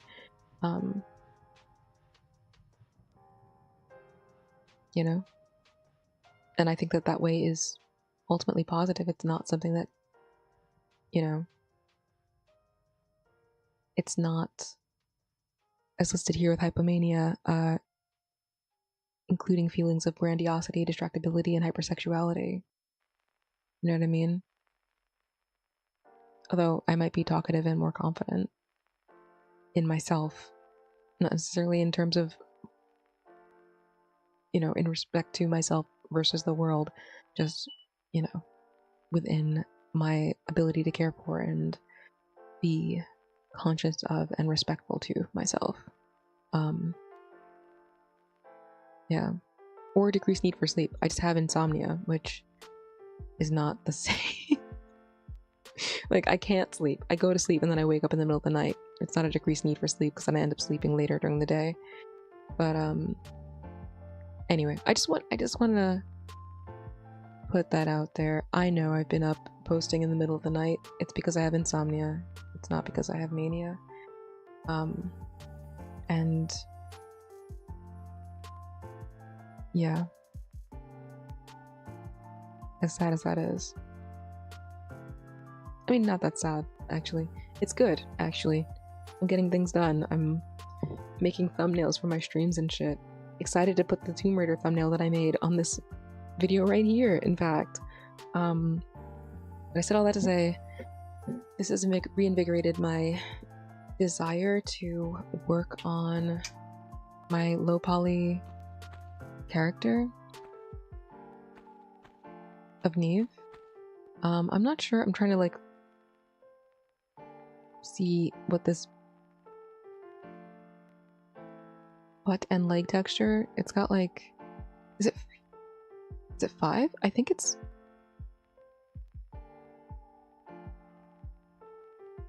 yeah, I think her legs are pentagons.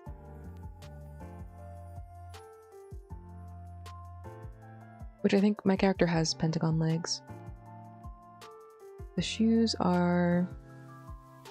Wish I could zoom in. Oh my god. Anyway, the legs are pentagons. The arms are also pentagons. 1, 2, 3, 4, 5.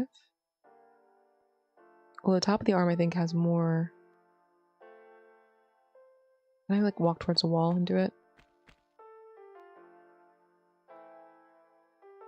It doesn't really work that way. Maybe if I step back a little bit, kind of like squish against the wall. No, it just brings me to the other side. Anyway, I mean, I'm probably, my boobs are not, the boobs on the character that I made are not like this. It's interesting, the tutorial that I followed to make my character, we're going on a tangent. We're going on an end of stream tangent. This is the cool down, the wind down, is me talking about making a character in Blender. My hair is definitely more complex than this hair. There's a reason why they made it this way. And I respect that. The face texture... Is there a way for me to like...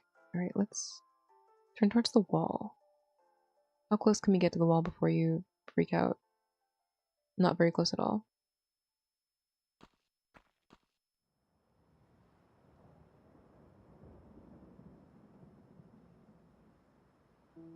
Like, I wish there was a free camera movement that I could really do, that I could just see everything up close.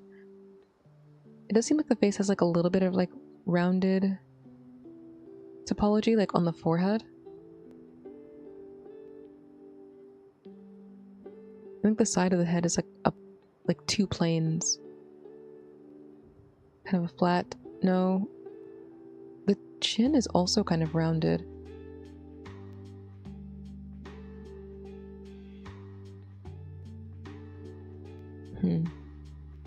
Okay.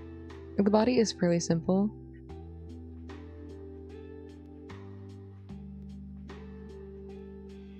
Like, I feel like I've implemented some of these things in my character based on the tutorial I followed. But anyway, the tutorial I followed was someone who based their concept on Mega Man.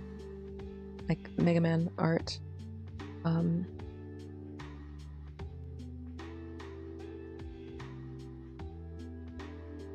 I feel like the lower torso definitely has some like useful structural things that might be worth applying.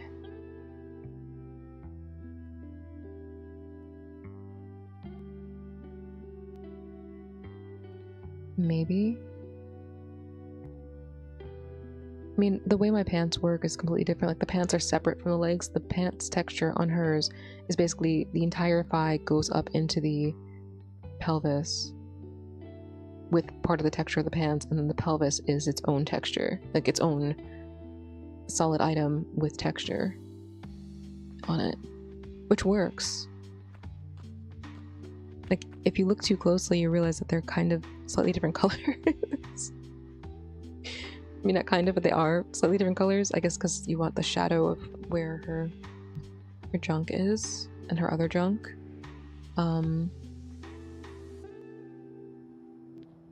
But okay. Actually, you know what? Since we're here, I don't think I have the file on my computer right now. Maybe I'll do that for a future stream. Maybe we'll do, for another actual just chatting stream, I'll just like fuck around in Blender. I don't have any like art stuff that I actually want to work on right now, but if it doesn't blow up my computer, which it might, because Blender is very greedy, it could be fun to stream working on Blender stuff, or at the very least working on the texture map for the body, like the how I'm gonna color all this stuff. I do have like a base texture map, but I haven't really outlined or shaded it in any capacity. I kind of got intimidated by the project and put it down, and I haven't touched it since earlier this year. Those are facts. This is real. But yeah. Playing this game has been interesting for a lot of reasons, and entertaining for